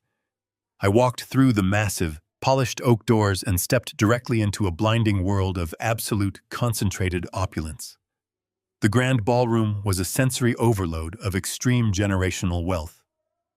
I immediately broke away from the main thoroughfare, instinctively stepping out of the bright lights and melting into the quiet shadows cast by the towering, intricately carved marble pillars lining the perimeter of the room. From my concealed vantage point, I surveyed the sprawling landscape of the event. A professional string quartet played a seamless, elegant symphony in the far corner, their music floating gracefully over the low, constant hum of polite conversation. Waiters in pristine white jackets moved flawlessly through the crowd, balancing silver trays loaded with crystal flutes of vintage champagne and delicate, highly elaborate hors d'oeuvres. The air was thick with the heavy scent of imported floral arrangements and custom-blended expensive perfumes. The attendees were draped in thousands of dollars of silk velvet and diamonds, moving with the careless, fluid grace of people who had never known a single day of genuine financial terror. I watched them socialize, network, and effortlessly perform the complex rituals of their exclusive social echelon. As I leaned against the cold marble pillar, my gaze drifted upward toward the massive, glittering crystal chandeliers suspended from the vaulted ceiling. A strange, incredibly vivid memory washed over me. 40 years ago, when I was just a young contractor, desperately fighting to build my company, my hands used to bleed to construct buildings exactly like this one. I spent countless grueling hours crawling through suffocating pitch-black ceiling cavities. I hauled heavy, sharp-edged galvanized sheet metal through narrow, dangerous passages, meticulously laying the extensive HVAC ductwork and welding the structural supports. I inhaled fiberglass dust and sweat through blistering heat waves so that people exactly like the Kensingtons could stand in these grand ballrooms, sipping their expensive champagne in perfectly climate-controlled comfort. I knew the hidden, gritty bones of this magnificent building far better than any of the wealthy aristocrats currently waltzing effortlessly across its polished floors. That realization grounded me. It hardened my resolve, sharpening my focus into a lethal point. I was not an interloper in this grand cathedral of wealth. I was the architect of the foundation they stood upon. I pushed away from the marble pillar and began to slowly, methodically navigate the outer perimeter of the ballroom. I moved with the silent, predatory grace of a man actively hunting a highly elusive target. I kept my head down, letting the shadows conceal my features as I scanned the faces of the glittering crowd. I bypassed the crowded bars and the silent auction displays, my eyes sweeping over hundreds of strangers. I was looking for the epicenter of the room, the specific gravitational point, where the most powerful figures would naturally gather and hold court. Through a brief break in the dense crowd, I finally spotted them. Richard and Patricia Kensington stood near the center of the ballroom, perfectly framed by a towering wall of white orchids. They were the undisputed monarchs of the event. Richard was tall and imposingly patrician, his silver hair perfectly styled, radiating an aura of absolute authority. Patricia was draped in a stunning emerald gown, an icy, elegant matriarch, commanding total deference from everyone who approached her. They were surrounded by a tight orbit of fawning guests, accepting compliments and engaging in polite, powerful banter. They looked entirely relaxed, completely in their element, and undeniably formidable. My heart hammered against my ribs with a slow, heavy rhythm as I shifted my position to gain a clearer line of sight. I stepped slightly out of the shadows, my eyes locking onto the figures, standing immediately to the right of the Kensington patriarch. The breath caught painfully in my throat, and the last lingering shred of my fatherly hope was instantly brutally eradicated. There, standing right beside Patricia Kensington, was my daughter. Morgan was radiant, dressed in a breathtaking, custom designer gown that easily cost more than my first residential mortgage. Carter stood proudly beside her, his hand resting comfortably on the small of her back. As I watched in absolute horrified silence, Morgan turned toward Patricia. She smiled brightly, a look of genuine warm affection illuminating her face. She reached out and seamlessly linked her arm through Patricia's, leaning in to share a private, joyous laugh. They were a picture-perfect, beautifully united family. There was no toxic estrangement. There was no traumatic family drama. There was only absolute, undeniable inclusion, and I was the only person standing alone in the dark. The anger that bloomed inside my chest was not hot or explosive. It was a freezing, solid knot of absolute clarity anchoring me to the marble floor of the grand ballroom. I watched my only daughter, the child I had protected from every conceivable hardship, seamlessly integrate herself into a world built on my deliberate exclusion. She was laughing. It was a bright musical sound that I had not heard directed at me in months, freely given to the woman who was currently financing the lavish wedding I was banned from attending. My hands clenched into tight fists at my sides, the tailored wool of my suit jacket pulling tight across my shoulders. Every primal paternal instinct screamed at me to walk directly across that polished floor, grab her by the arm, and drag her away from these parasites. I wanted to shatter the polite, wealthy hum of the room with the ugly, undeniable truth. I wanted to look Richard Kensington directly in the eye and demand to know why my family's hard-earned money was secretly funding his extravagant societal charade. But I remained perfectly still, forcing my breathing to slow into a measured, steady rhythm. Confrontation is the absolute refuge of the emotionally undisciplined. Marching up to that VIP table would only trigger a chaotic scene, allowing Morgan to play the distressed victim in front of her new wealthy protectors. It would give them the ultimate power to permanently paint me as the unhinged, aggressive blue-collar father she had bravely escaped. I completely refused to give them that immensely satisfying victory. I needed undeniable leverage. I needed to capture the absolute, unvarnished truth directly from their own mouths, spoken when they believed they were entirely safe from scrutiny. Before I left the quiet diner outside Philadelphia, Derek Shaw had anticipated my profound need for actionable intelligence. He had slid a tiny, sleek black case across the Formica table, his forensic investigator instincts operating at peak efficiency. Inside the case was a state-of-the-art, long-range microscopic audio transmitter. It was a piece of highly classified technology, smaller than a standard coat button, equipped with a medical-grade adhesive backing and a battery designed to broadcast continuously for 48 hours. Derek had warned me to use it only if I found myself in a position to secure critical, unguarded audio evidence. I reached into the right pocket of my charcoal suit trousers, my thumb tracing the smooth, metallic edge of the tiny device. The moment for passive observation had officially ended. It was time to actively infiltrate the Kensington family's secure perimeter. I released my grip on the device momentarily, allowing my hands to relax as I stepped out from the comforting concealment of the shadowed marble pillar. I adjusted the cuffs of my suit, adopting the relaxed, confident posture of a man who fully belonged in this atmosphere of extreme wealth. I began to walk slowly toward the center of the massive ballroom, my eyes fixed intently on the immediate space surrounding the Kensington family. They had situated themselves at a large circular VIP table positioned strategically near the edge of the polished dance floor. The table was draped in heavy white silk and adorned with a towering centerpiece of white roses and dripping crystal. It was a highly visible location, purposely chosen to allow them to command the room and receive a steady stream of deferential guests. I needed a distraction, a brief window of chaotic movement, to mask my approach. I paused near a towering champagne pyramid, my eyes tracking the highly synchronized movements of the catering staff. They operated like a well-oiled machine emerging from the kitchen doors in tight formations. I waited patiently, matching my internal rhythm to the flow of the room. After 4 agonizingly long minutes, my opportunity finally materialized. A large group of 5 waiters balancing massive silver trays heavily loaded with intricate appetizers began to converge on the general area directly behind the Kensington table.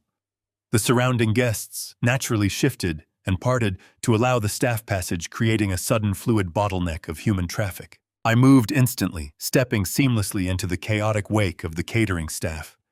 I kept my gaze purposefully averted from Morgan and her new aristocratic family, feigning deep interest in a large oil painting hanging on the far wall.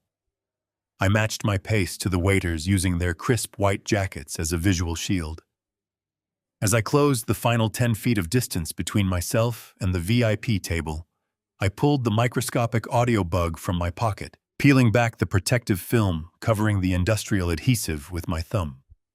The music swelled, the string quartet moving into a vibrant, energetic crescendo. I stepped directly behind Carter's chair, my shoulder mere inches from my daughter's custom designer gown. With carefully rehearsed precision, I forcefully hooked the toe of my polished leather shoe behind my own heel.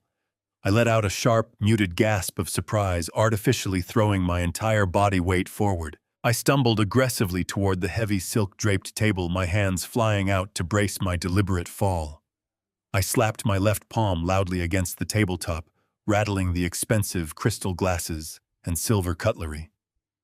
Simultaneously, my right hand holding the tiny audio device swept downward, diving completely beneath the heavy silk tablecloth. I pressed my fingertips forcefully against the rough, unfinished underside of the wooden table edge, feeling the industrial adhesive grip the surface instantly. It took less than a fraction of a second. I immediately scrambled backward, pulling a crisp linen handkerchief from my inside jacket pocket and dropping it onto the floor to complete the clumsy illusion. I kept my head bowed, adopting a posture of profound embarrassment as I hurriedly apologized to the empty air. Morgan turned her head sharply at the sudden commotion, but I was already moving away, my face completely obscured by my raised arm. I blended instantly back into the dense milling crowd, a faceless, embarrassed guest retreating from a minor social faux pas. I did not look back. I did not stop walking until I had completely exited the grand ballroom, passing the oblivious security guards at the velvet ropes and stepping out through the massive, polished oak doors. The freezing winter wind hit my face like a physical blow as I descended the wide stone steps of the hotel, but the adrenaline surging through my veins kept me incredibly warm. I walked the 3 dark city blocks back to the underground parking garage. With a fast, determined stride, my mind entirely focused on the tiny, invisible weapon now securely attached to the Kensington family table. I reached my truck parked in the freezing New York alleyway, unlocked the heavy door, climbed inside, and locked it immediately behind me. I opened the glove compartment and pulled out the black receiver Derek had provided. I plugged the wired earpiece securely into the top port and pushed the tiny speaker deeply into my right ear. My thumb hit the power switch. The static cleared instantly, and the voices of my daughter and her new family streamed directly into my ears. The static cleared instantly, and the voices of my daughter and her new family streamed into my ears.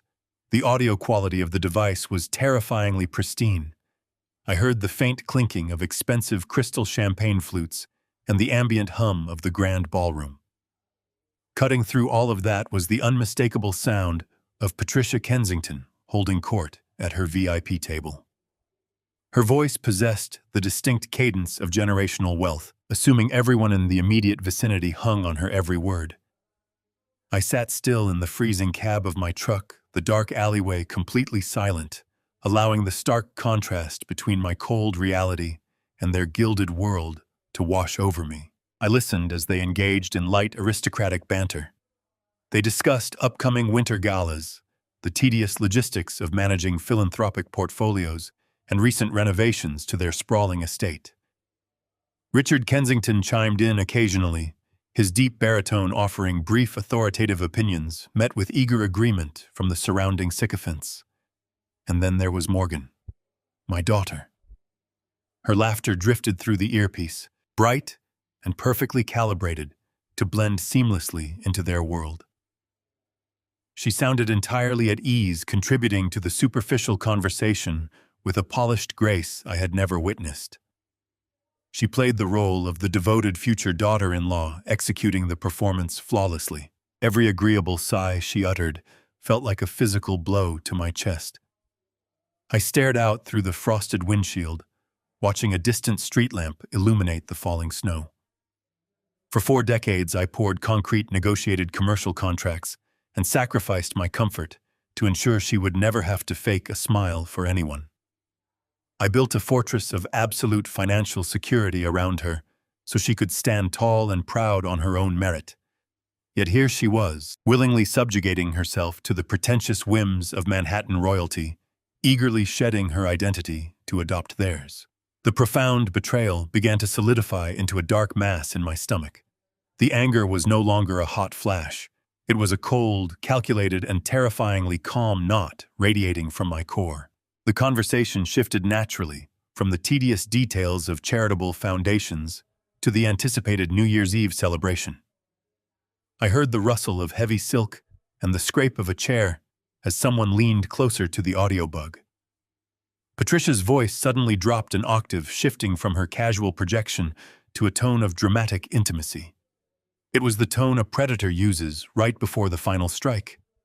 The casual chatter instantly evaporated, replaced by a heavy silence around the large table. My breath caught in my throat as I instinctively leaned closer to the audio receiver, bracing myself for whatever devastating blow was about to be delivered through the static. "Darling," Patricia murmured, her voice dripping with an artificial, practiced sympathy that made my skin crawl.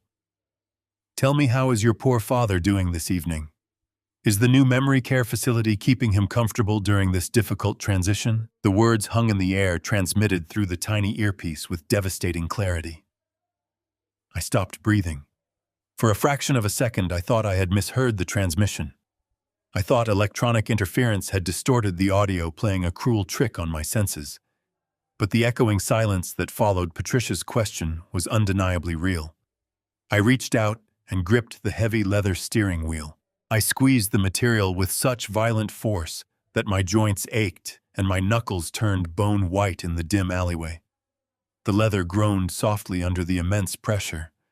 My mind raced frantically, trying to process the terrifying magnitude of the question. Memory care facility. The phrase echoed in the cramped space of my vehicle, sounding completely surreal. It was a sterile clinical term that had absolutely no bearing on my actual life, yet it was being discussed with such casual, chilling certainty. I waited for Morgan to correct her. I waited for my daughter to laugh off the bizarre assumption, to clarify that her father was a sharp, independent commercial developer residing in a large home in Philadelphia. I waited for any shred of the truth to emerge from the gilded ballroom. Instead, I heard a perfectly executed, tragic sigh. It was a sound of profound, exhausted sorrow, carefully designed to elicit maximum sympathy from the surrounding audience. "His Alzheimer's is so severe now," Patricia Morgan replied, her voice trembling beautifully, with a fragile, heartbreaking vulnerability. "The disease has progressed so rapidly over the last 6 months. It is honestly terrifying how fast it took him away from me. He does not even know his own name anymore. The doctors have completely evaluated his declining cognitive state, and they say it is absolutely best he stays permanently in the secure facility where he can receive constant, specialized care. He gets so terribly confused and dangerously agitated when he is removed from his structured routine." I sat frozen in the freezing darkness, my grip on the steering wheel turning my hands completely numb. I listened to my own daughter effortlessly weave a nightmare narrative describing a fictional tragedy with the smooth, practiced cadence of a seasoned con artist. She painted a pathetic, tragic picture of an elderly, broken man trapped in the terrifying labyrinth of a failing mind. "It breaks my heart that he cannot walk me down the aisle," Morgan continued, her voice catching on a manufactured sob. "He was always such a strong, independent man. It is just a cruel, devastating tragedy to see him reduced to this empty shell. But Carter has been an incredible pillar of strength for me during this agonizing process. I honestly do not know how I would survive this nightmare without him and all of you." A chorus of soft, sympathetic murmurs erupted around the table. I heard Patricia offer comforting maternal platitudes, praising Morgan for her bravery and her immense emotional resilience. I heard Carter murmur words of steadfast support. They were all participating in a collective delusion, a grand theatrical performance built entirely on the systematic destruction of my identity. I released the steering wheel, my hands trembling as I pulled the earpiece from my ear. The silence of the truck cab crashed down around me, deafening and absolute. I stared blankly at the dashboard, the reality settling over me like a suffocating shroud. She had not merely excluded me from her opulent society wedding. She had not simply hidden my existence because she was ashamed of my blue-collar roots. She had committed a far more sinister act of betrayal. She had medically erased me from her new reality with a single cruel lie. She had actively killed the man I was replacing me with a pathetic, mentally incapacitated ghost safely locked away in a fictional facility. By diagnosing me with severe Alzheimer's, she completely immunized herself against any awkward questions. If anyone ever wondered exactly why the bride's father was absent, the answer was already provided, wrapped in a tragic bow. If I attempted to contact the Kensingtons or expose her financial hemorrhage, my words would be dismissed as the paranoid ramblings of a diseased mind. It was a masterstroke of psychological manipulation. A massive trap was flawlessly set by my own child, and I stood right on the edge of the trapdoor. The chilling reality of my supposed medical condition hung heavily in the freezing air of the truck cab. I sat in absolute darkness, the tiny receiver in my hand, feeling like a block of ice. My daughter had completely neutralized my existence with a fabricated diagnosis of severe cognitive decline. It was a brilliant sociopathic tactical maneuver designed to erase me without raising suspicion. But the agonizing performance was far from over. Through the faint ambient static of the earpiece, the conversation at the VIP table continued to flow with sickening ease. The underlying hum of the gala string quartet provided a surreal, elegant soundtrack to the total meticulous demolition of my family. A soft, deeply resonant chuckle suddenly vibrated through the speaker. It was Carter. His laugh carried the unmistakable, arrogant tenor of a young man who had never faced a genuine consequence in his entire privileged life. He leaned closer to the center of the table, his voice cutting through the polite chatter with smooth, practiced confidence. "Do not worry for a single second, Mother." Carter stated, his tone incredibly reassuring and completely devoid of any moral guilt. "I have already handled the optics for the entire weekend. We cannot possibly have a vacant seat at the head table, and we certainly cannot risk any awkward questions from the conservative board members attending the ceremony." Patricia murmured an agreeable, encouraging response, clearly waiting for her clever son to reveal his grand, sophisticated solution to their blue-collar problem. I gripped the edge of my seat, my chest uncomfortably tight.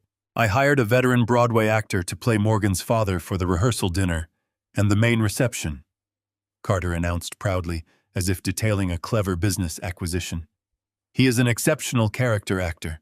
He looks incredibly distinguished.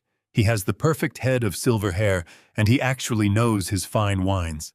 I personally briefed him on the backstory.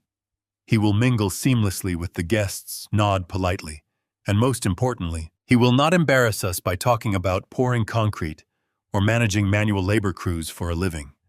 We have completely upgraded her pedigree. A wave of profound nausea washed over me. I closed my eyes tightly against the cold leather headrest of my truck. They were literally hiring a performer. My daughter and her fiancé were paying an actor to play a richer, socially acceptable version of me. They were erasing a living father who had sacrificed everything, replacing him with a carefully cast mannequin who knew how to identify a vintage Bordeaux. I waited in the freezing silence, desperately hoping against all logic that Morgan would finally draw a boundary. I prayed she would find this grotesque theatrical production deeply insulting to the man who raised her. Instead, I heard my daughter let out a soft, delighted laugh. It was the sound of a woman completely enchanted by her own elaborate deception. "It really is a brilliant plan, Carter," Morgan chimed in, her voice glowing with genuine, unabashed admiration. "The actor looks exactly like the kind of wealthy, retired patriarch who fits right into your family portrait. And since my real father is safely locked away in a memory care facility, completely unaware of his own surroundings, nobody will ever investigate the switch. We control the narrative perfectly. The sheer cruelty of her compliance felt like a jagged knife twisting between my ribs.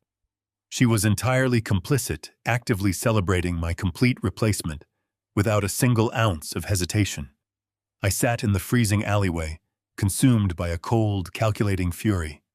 I had navigated ruthless corporate battlegrounds for 40 consecutive years, fighting to secure her future. Now I was being casually discarded, replaced by a hired extra simply because my calloused hands did not gracefully match their delicate crystal champagne flutes. I took a long, remarkably steadying breath, forcing the overwhelming emotional agony entirely aside. Emotion is a useless, dangerous liability in an active war zone. I focused entirely on the raw audio streaming relentlessly through the device. The conversation at the table began to naturally shift away from the superficial vanity of the wedding aesthetics.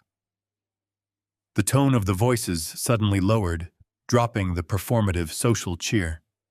The atmosphere grew distinctly tense, highly serious, and coldly transactional. Richard Kensington, the imposing patriarch, cleared his throat. It was a commanding, heavy sound that instantly silenced the surrounding table. When he spoke, his deep baritone was entirely stripped of any remaining paternal warmth. "The theatrical arrangements are fine, Carter," Richard stated, his voice cutting through the remaining chatter with surgical, terrifying precision. "The social optics are entirely secured, and Morgan's unfortunate familial background is effectively buried. However, we absolutely must focus on the primary objective. We cannot afford any delays with the secondary financial phase. The actor is a necessary social shield, but he also serves a highly specific operational purpose for the impending asset transfer." I sat forward instantly, my heart hammering a dangerous, rapid rhythm against my breastbone. The casual, cruel vanity project was suddenly shifting into a massive, organized criminal conspiracy. The actor was not merely hired to sip expensive wine and look distinguished for the professional wedding photographer. He was a critical functioning component of a much darker structural mechanism. Carter's voice tightened perceptibly under his father's intense scrutiny. "Everything is perfectly aligned, Father. The actor has been fully briefed on the specific document execution phase.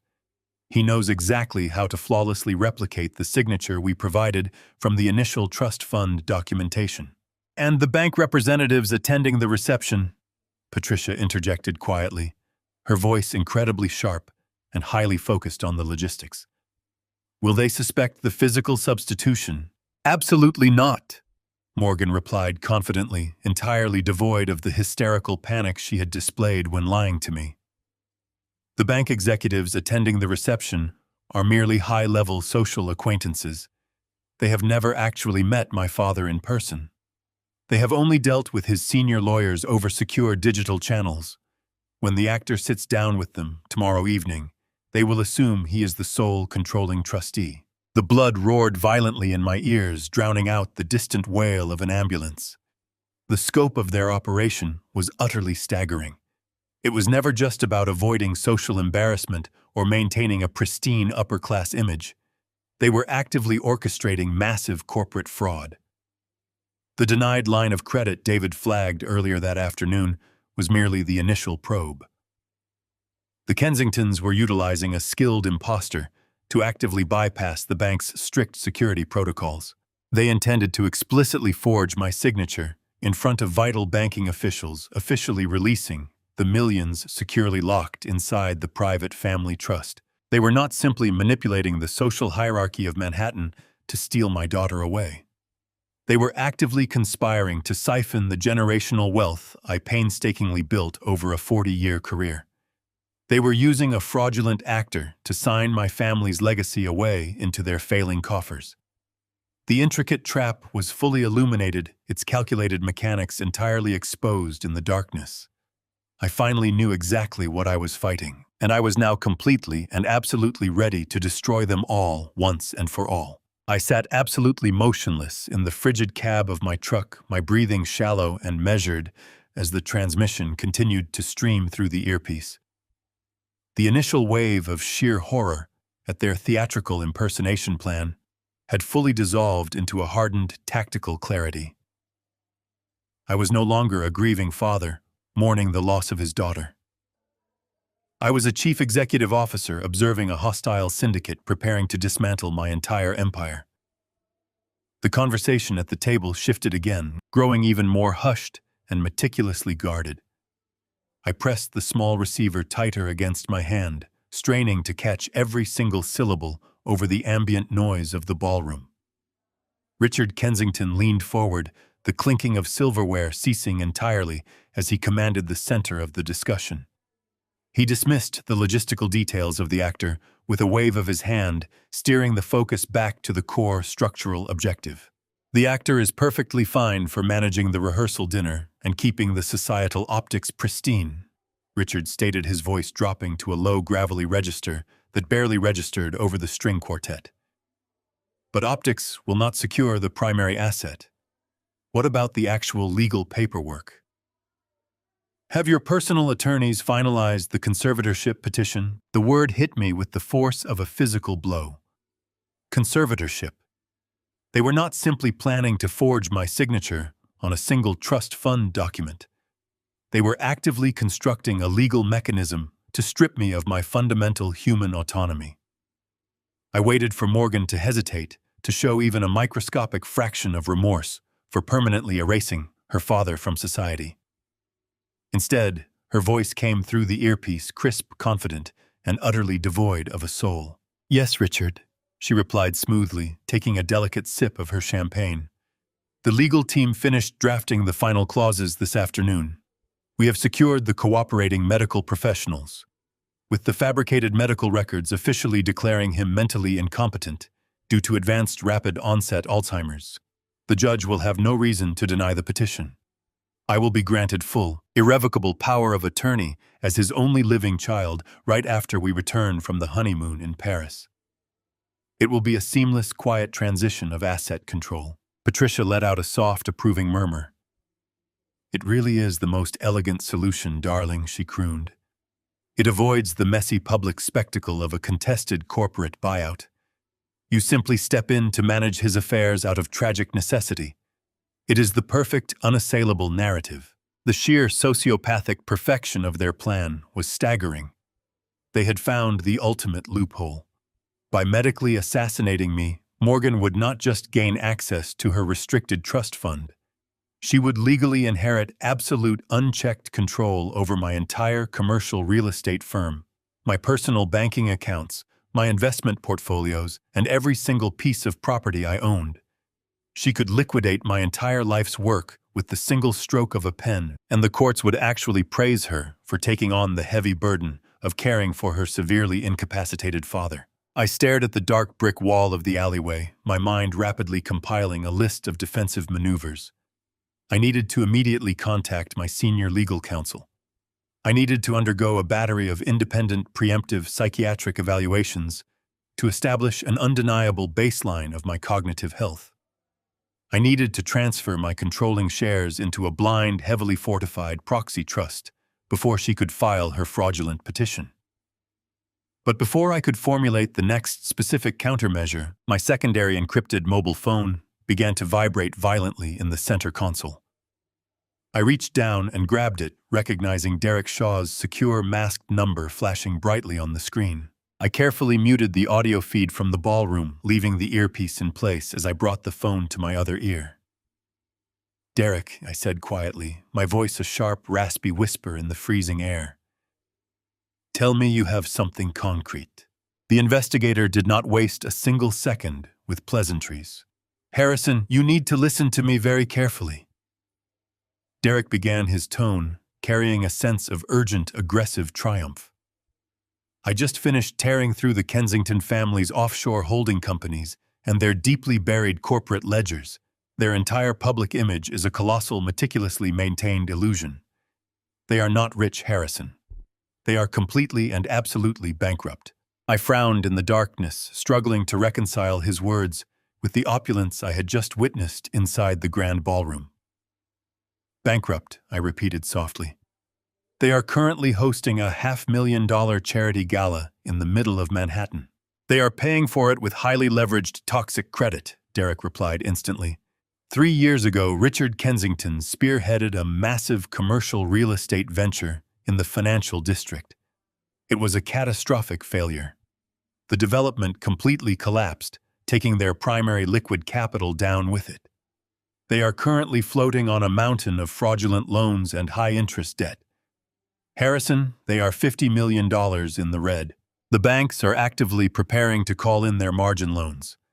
In less than 30 days, the entire Kensington empire is going to default, and they will lose absolutely everything. I sat back against the rigid leather seat, the final horrifying piece of the puzzle locking firmly into place. The micro-wedding, the sudden rush to the altar, the aggressive isolation, the fabricated medical records, and the impending conservatorship. It was never about social class. It was a desperate, highly calculated, hostile takeover disguised as a romantic marriage. They are using Morgan. Derek continued, his voice sharp and unrelenting. She is their designated Trojan horse. They specifically targeted your daughter because they knew you possessed the exact liquidity and the highly profitable corporate assets required to bail them out. They are planning to use her newly acquired power of attorney to forcibly seize your company's entire asset portfolio under the guise of this fraudulent conservatorship. They are going to illegally liquidate your life's work to silently pay off their massive toxic loans and save their own miserable skins. You are not just losing a daughter, Harrison. You are being systematically targeted for a total financial slaughter. The line went silent, save for the heavy rhythmic sound of my own breathing. The trap was no longer hidden in the shadows. It was fully illuminated, a massive, terrifying mechanism designed to consume everything I had ever loved and built. I lowered the phone, the cold light of the street lamp, catching the hardened, dangerous resolve in my eyes. They wanted to play a high-stakes game of corporate destruction. They were about to discover exactly why I was the apex predator in this industry. The frigid air inside the cab of my truck mirrored the sudden, absolute zero temperature of my own blood. I sat entirely motionless in the dark alleyway, staring out through the frosted windshield as fine, powdery snow began to slowly drift down from the starless Manhattan sky. The heavy flakes caught the pale orange glow of a distant street lamp swirling in a mesmerizing, silent dance that felt profoundly detached from the catastrophic reality collapsing around me. For a long, suspended moment, the entire world outside the glass seemed to hold its breath. I did not shed a single tear. The deep, agonizing sorrow that had threatened to consume me only an hour ago, when I first heard my daughter orchestrate my social erasure, had been completely incinerated. In its place, a dark, brilliant, and terrifyingly clear resolve began to crystallize within the deepest core of my mind. This was no longer a tragic story of a misguided child desperately seeking validation from a snobbish, aristocratic family. This was a highly calculated predatory strike against my fundamental autonomy, my freedom, and the vast corporate empire I had spent 40 grueling years building from nothing. Morgan was not merely embarrassed by my calloused hands or my lack of elite pedigree. She was an active, willing participant in a sophisticated criminal conspiracy designed to medically kidnap me, lock me away in a psychiatric asylum, and systematically liquidate my entire life legacy. I slowly reached up and removed the tiny earpiece severing the live audio feed from the grand ballroom. I placed the receiver carefully on the passenger seat, my movements precise and heavily deliberate. The sheer audacity of the Kensington family strategy was almost impressive in its ruthless simplicity. They were utterly bankrupt, suffocating under $50 million of highly toxic commercial real estate debt, staring down the barrel of imminent financial ruin. Their gilded society lifestyle was a hollow, rotting facade, a fragile illusion maintained entirely by predatory leverage and arrogant desperation. Instead of accepting their massive failure, they had set their predatory sights on my family. They had identified my immense unencumbered liquidity and mapped out a flawless hostile takeover. They groomed my daughter, feeding her superficial vanity and exploiting her desperate need to belong, transforming her into the perfect, unwitting Trojan horse.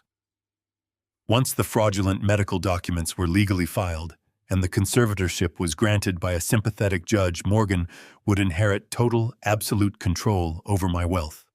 The Kensingtons would then quietly drain my accounts to satisfy their furious creditors, leaving me to rot in a sterile, locked ward, heavily medicated and entirely stripped of my human rights. It was a flawless, lethal mechanism of asset forfeiture, but they had made one catastrophic, fatal miscalculation. They assumed I was an oblivious, uneducated laborer who had simply stumbled into wealth by blind luck. They assumed I lacked the intellectual sophistication to recognize a trap, let alone dismantle one. They had absolutely no idea what kind of man they were dealing with. I did not build one of the most profitable commercial development firms on the East Coast by being a passive victim. I built it by anticipating market crashes, ruthlessly outmaneuvering hostile competitors, and completely destroying anyone who attempted to compromise my structural integrity. I knew exactly how to play the game of high-stakes corporate warfare, and I was entirely prepared to unleash a level of financial violence they could not possibly comprehend. I started the engine of my truck, the deep, powerful rumble vibrating through the floorboards. I turned the heater on maximum, letting the warm air slowly thaw my numb fingers. I needed to move with absolute blinding speed. The Kensingtons believed they held all the cards. They believed their timeline was secure, safely insulated by the upcoming wedding and the subsequent honeymoon in Paris. I had a very narrow, highly critical window to completely invert the battlefield before they filed that fraudulent legal petition. I could not simply transfer my funds to a different bank or hide my assets in standard offshore accounts. A court-ordered conservatorship could pierce almost any traditional financial shield, granting Morgan the legal authority to claw back the money. I needed to execute a maneuver so legally complex and financially aggressive that it would render my entire portfolio entirely untouchable while simultaneously turning their own desperate debt into a lethal weapon against them. I pulled my secure mobile phone from my pocket, navigating past the encrypted investigator channels and scrolling directly to my most vital professional contact. I dialed the private, unlisted residential number of Mitchell Reed. Mitchell was not just a lawyer. He was a ruthless, brilliant, incredibly aggressive corporate attorney who specialized in highly complex asset protection and hostile acquisitions. He was the legal equivalent of a tactical nuclear strike, a man who viewed litigation as a blood sport. The phone rang 3 times before the connection opened. Mitchell answered with a groggy, irritated grunt, his voice heavy with sleep. "It is nearly midnight on a Saturday, Harrison. This had better be a catastrophic emergency or a highly lucrative acquisition." I did not apologize for waking him. My voice was low, incredibly calm, and completely devoid of any underlying panic. The Kensington family is attempting to orchestrate a fraudulent medical conservatorship to seize my entire personal and corporate portfolio? I replied smoothly, staring out at the snow, slowly burying the dark alleyway. They are currently carrying $50 million in highly toxic defaulting commercial real estate debt. The line went completely silent for 2 seconds. I heard the rustle of heavy sheets and the sudden sharp click of a bedside lamp being switched on. The grogginess instantly vanished from his voice, replaced by the sharp, focused edge of a predator catching the scent of blood. "What is the exact objective, Harrison?" "I want you to leverage our maximum available capital and quietly purchase every single cent of that toxic debt from their lenders. I want to become their sole exclusive creditor. Furthermore, I want my entire company, my personal accounts, and every liquid asset I own moved directly into an irrevocable blind defensive trust. Structure it so that even if a judge declares me entirely incompetent, the assets cannot be legally accessed or transferred by any family member or assigned power of attorney under any circumstances." I heard the furious, rapid clicking of a keyboard through the speaker as Mitchell began immediately processing the massive logistical parameters. "A blind, irrevocable trust requires massive structural maneuvering, Harrison. Executing it by tomorrow morning will require calling in every senior partner in the firm. Then call them in Mitchell. Authorize triple their standard billing rates. I absolutely do not care what it costs. Assemble the absolute best financial minds in the city and secure the necessary paperwork. I took a deep, steadying breath, letting the icy reality of my instructions settle into the dark vehicle before delivering the final, definitive command. Mitchell, wake up the board. We are going to war. I want to buy a massive amount of toxic debt, and I want my company moved into a blind trust by tomorrow morning. We are going to execute a corporate slaughter. The next 14 days were an absolute masterclass in silent, catastrophic corporate warfare. I did not return a single one of Morgan's increasingly frantic, artificially sweet phone calls. I simply instructed my personal assistant to forward a pre-written generic email to my daughter, falsely explaining that I was deeply embedded in a complex structural negotiation in Philadelphia and could not be disturbed under any circumstances. Morgan readily accepted the convenient lie, eagerly assuming I was safely distracted by concrete and steel, entirely oblivious to the monumental fraud she was orchestrating in Manhattan. She believed I was sitting sadly in my empty house, quietly accepting my exclusion from her fabricated micro-wedding.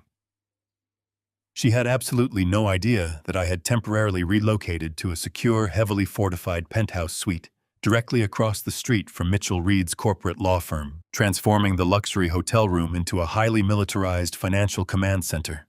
While my treacherous daughter spent her days finalizing floral arrangements and conducting dress fittings with the Kensington matriarch, I was systematically dismantling the very foundation of her newly adopted, aristocratic family. Derek Shaw's initial investigation had brilliantly exposed the rotting hollow core of the Kensington financial empire, but exposing a vulnerability is only the first step. Exploiting it requires massive concentrated capital and ruthless precision. Over my 40 years in the commercial real estate sector, I had quietly amassed a substantial secondary portfolio of completely hidden high-yield investment funds. These were shadow accounts, legally pristine but entirely disconnected from my primary corporate identity, designed specifically for rapid, aggressive market maneuvers. I authorized Mitchell to completely unleash these hidden reserves. We moved with the terrifying coordinated efficiency of a highly trained execution squad. The Kensington family was drowning under $50 million of highly toxic, rapidly defaulting commercial real estate debt. Their original lenders, a consortium of conservative, highly risk-averse investment banks, were desperately looking to offload the toxic assets before the impending default completely destroyed their quarterly margins. They were terrified of the massive public relations nightmare a Kensington bankruptcy would undoubtedly generate. Mitchell quietly approached each specific lender through a series of anonymous, incredibly complex shell companies. He presented them with a brutal, undeniably attractive proposition. We offered to purchase the entirety of the Kensington debt for immediate, untraceable cash, completely absorbing their massive liability in a matter of hours. The desperate banks did not hesitate. They eagerly signed over the toxic loans, entirely relieved to wash their hands of the sinking aristocratic ship. Within a span of just 9 days, the massive, highly complex financial operation was completely finalized. I sat at the glass conference table in Mitchell's office, staring down at the massive stack of legally binding, aggressively stamped financial acquisition contracts. It was the most satisfying moment of my entire professional career. By utilizing the shadow accounts, I had aggressively bought up every single defaulted loan, every unpaid corporate mortgage, and every outstanding line of credit belonging to Richard and Patricia Kensington. The wealthy, arrogant Manhattan royalty, who believed they were untouchable, no longer owed their massive fortune to a faceless consortium of distant corporate banks. They now owed every single penny of their entire pathetic existence directly to me. I was officially their sole supreme creditor. I held the absolute, unchallengeable legal authority to demand immediate repayment, seize their remaining physical assets, and completely orchestrate their public, humiliating bankruptcy whenever I chose to pull the trigger. But becoming their ultimate financial executioner was only half of the comprehensive battle plan. I needed to ensure that the massive trap Morgan had meticulously constructed would snap completely shut on empty air.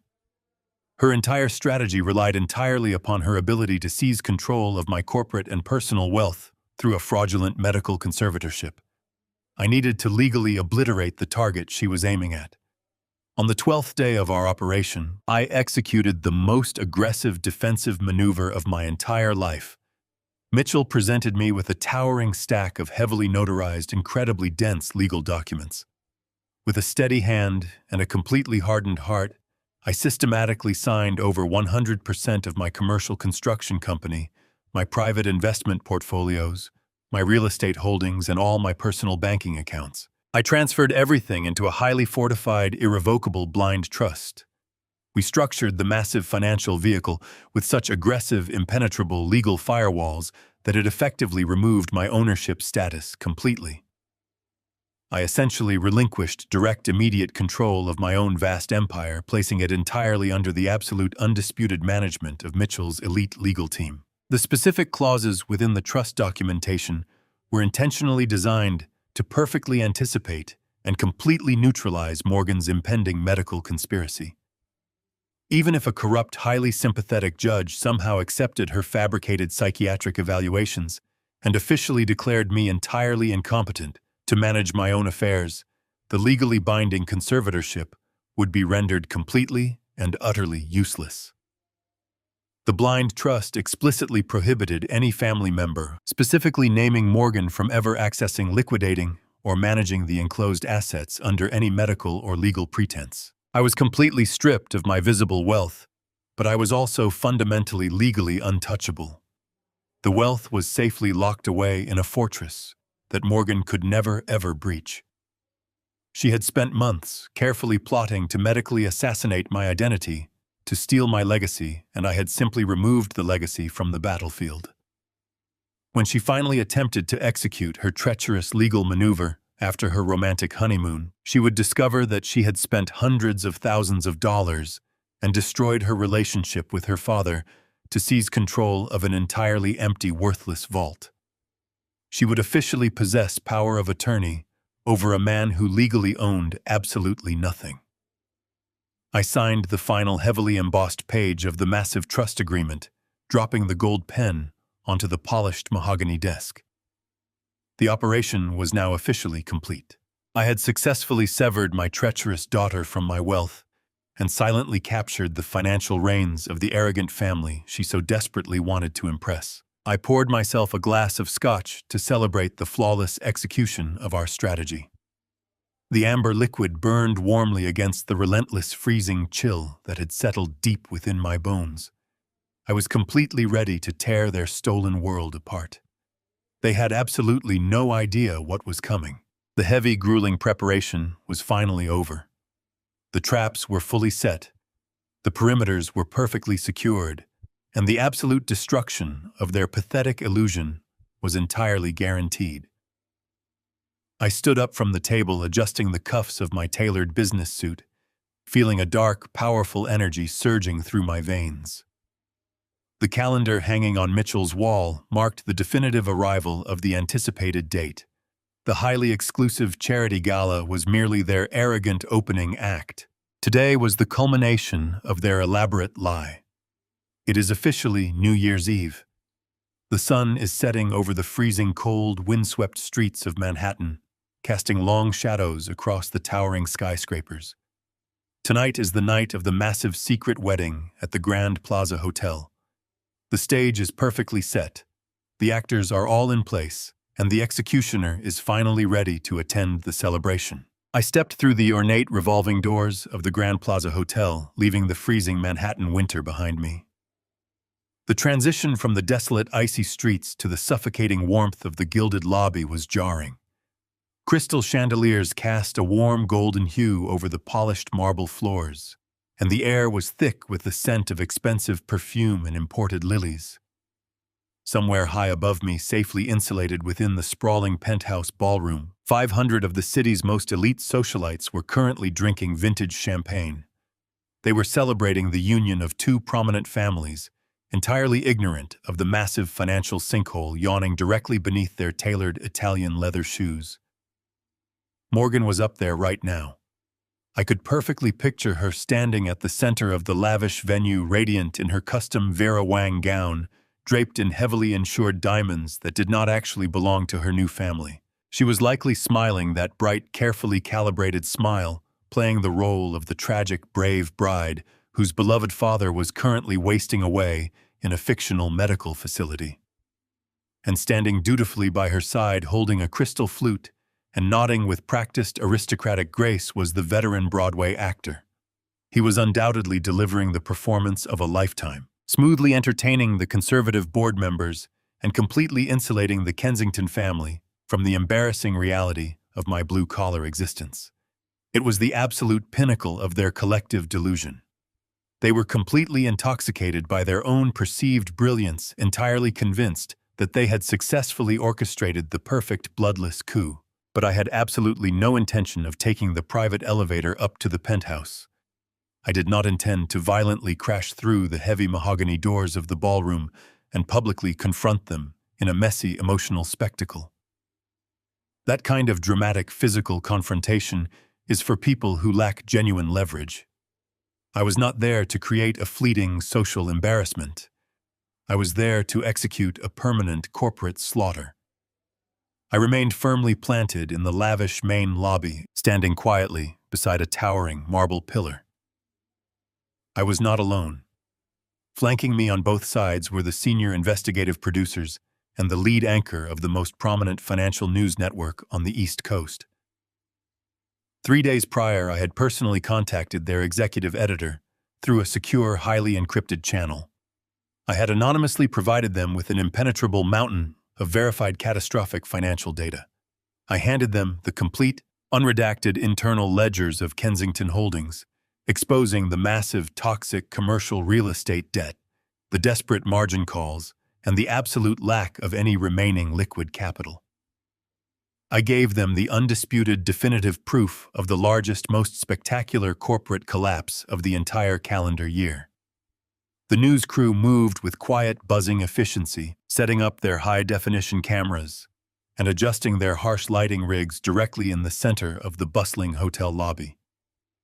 The lead anchor, a sharp, fiercely intelligent woman who had built her formidable career tearing down corrupt executives, was adjusting her earpiece and reviewing the final talking points on her digital tablet. She glanced over at me, offering a brief, silent nod of profound professional respect. She knew exactly who I was, and she knew exactly what I had done to orchestrate this precise, devastating moment. The atmosphere in the lobby began to subtly shift as the imposing grandfather clock near the concierge desk ticked relentlessly forward. I checked the heavy silver watch on my wrist. It was exactly 8:55 in the evening.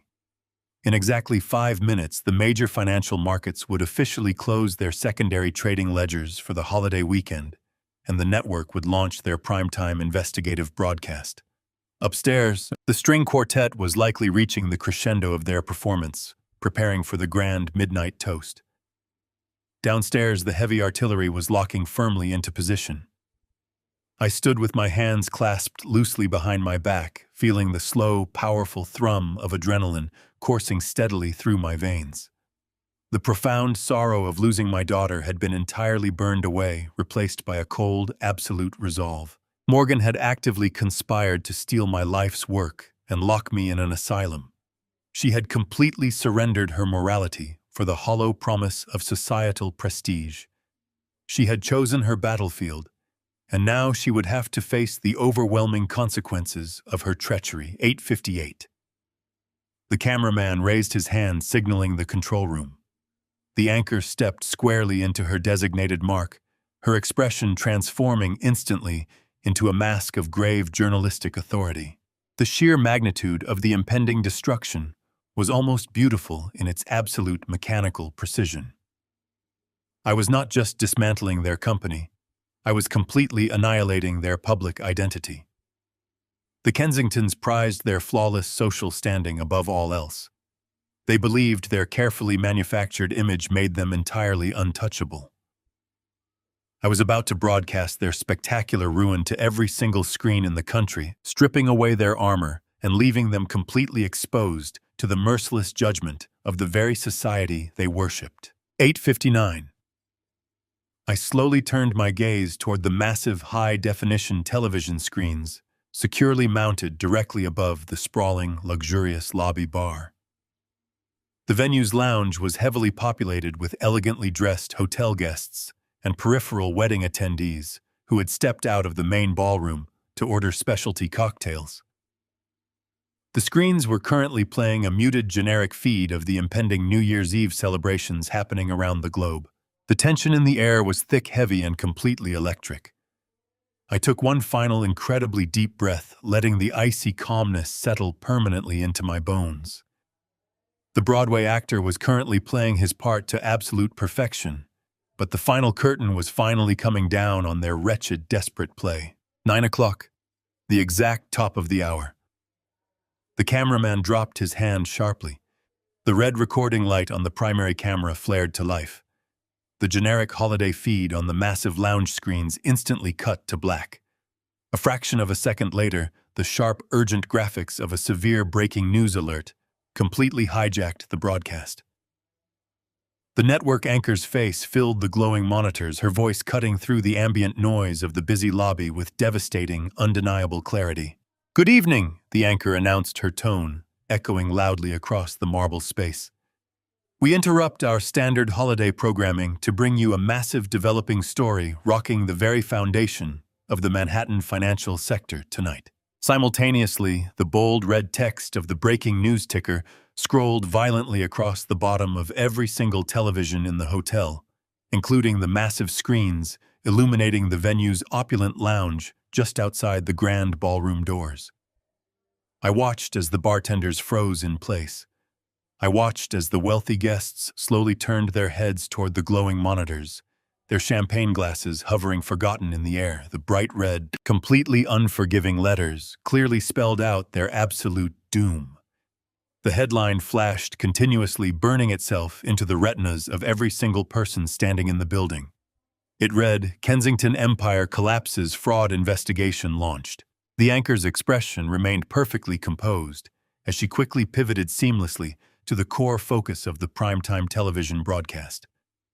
For exclusive insight into this unprecedented financial collapse, we are joined live by the primary architect of the aggressive acquisition, the Chief Executive Officer of Blake Industries, Mr. Harrison Blake. The high-definition camera feed smoothly transitioned. My own face instantly filled the massive monitors suspended across the luxurious hotel lounge. I looked incredibly sharp, impeccably tailored in a dark suit, projecting an aura of absolute power and undeniable sanity. The wealthy guests standing around the polished mahogany bar gasped audibly, their crystal champagne flutes trembling uncontrollably. I stared directly into the camera lens, addressing the millions of viewers currently tuning in. But my specific words were a precision strike aimed directly at the penthouse ballroom.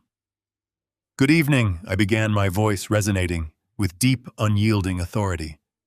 "I can officially confirm that my primary investment firm has successfully acquired the entirety of the toxic debt previously held by Richard and Patricia Kensington.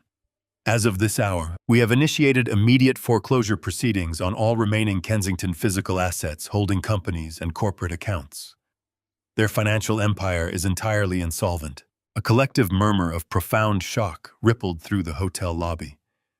I paused, letting the absolute finality of the corporate execution settle heavily over the captive audience. Then I delivered the final fatal blow to their secondary mechanism. "Furthermore, I want to publicly clarify a deeply personal matter." I continued, my tone shifting to cold, surgical steel.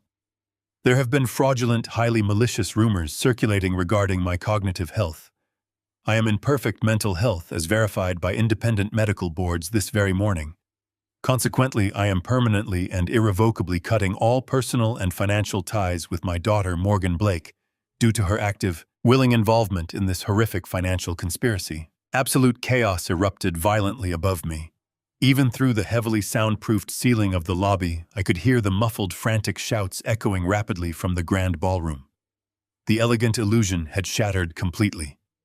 The conservative board members, the high society sycophants, and the wealthy elite were rapidly realizing they were attending the celebration of a massive federal crime. The panicked stampede toward the elevators and emergency exits began almost immediately. Suddenly, the piercing, rhythmic wail of approaching sirens sliced through the crisp night air. The flashing red and blue lights reflected wildly against the revolving glass doors of the grand entrance. Derek Shaw had executed his final directive perfectly, delivering the unredacted corporate ledgers directly to the Federal Financial Crimes Unit. Dozens of uniformed police officers and federal agents poured into the immaculate lobby, their presence obliterating any remaining shred of the Kensington family dignity. They moved with aggressive tactical purpose, securing the exits and marching directly toward the penthouse elevators. From the corner of my eye, I caught a sudden blur of frantic movement on the sweeping marble staircase. It was my daughter, Morgan. She was practically tripping over the heavy layers of her custom Vera Wang gown, sprinting down the spiraling steps in absolute blind terror. Her perfect aristocratic facade was entirely gone. Her face was deathly pale, her makeup ruined by hysterical tears, and her hands shook violently as she gripped the silk fabric. She had clearly seen the broadcast. She knew the medical conservatorship trap had completely failed. She knew she was facing decades in a federal penitentiary. She reached the bottom of the staircase just as the federal agents intercepted Carter Kensington, near the concierge desk. The arrogant, untouchable heir was aggressively shoved against the marble counter, his hands yanked behind his back as the heavy steel handcuffs clicked securely around his wrists. Morgan collapsed. She fell heavily to her bare knees on the cold, polished floor, her elaborate veil pooling around her in a pathetic heap. She spotted me standing quietly by the marble pillar, untouched by the surrounding chaos. "Dad!" She screamed, her voice a ragged, desperate plea, echoing through the devastated lobby. "Dad, please help me!" I stepped forward slowly, looking down at the weeping woman who had spent months plotting to lock me in an asylum. My facial expression was like solid stone. I felt absolutely nothing. No anger, no pity, just the hollow, echoing silence of a completely severed bond. She reached out her trembling fingers, grasping at the hem of my tailored overcoat. "You wanted me to disappear from your wedding," I told her, my voice low, steady, and terrifyingly calm as the police hauled Carter toward the exit. "I just honored your wish. Happy New Year." I turned my back on her agonized screams. I walked smoothly through the large revolving glass doors and stepped firmly out into the freezing, cold, crisp New York night. In life, the most dangerous betrayals rarely come from your enemies. They come from those you sheltered from the storm. When you spend your entire life building a fortress to protect your loved ones, ensure you aren't unknowingly raising the very people who will lock you out of it. Wealth can provide comfort, but it cannot buy character, integrity, or loyalty. True strength isn't just about how much you can provide. It is knowing exactly when to stop giving to those who mistake your generosity for weakness. Let them face the cold. It is the only way they will learn. Have you ever discovered a shocking betrayal from someone you sacrificed everything for? How did you handle the absolute truth? Drop your story in the comments below. I read every single one. If this story resonated with you, hit that like button and subscribe for more hard-hitting life lessons.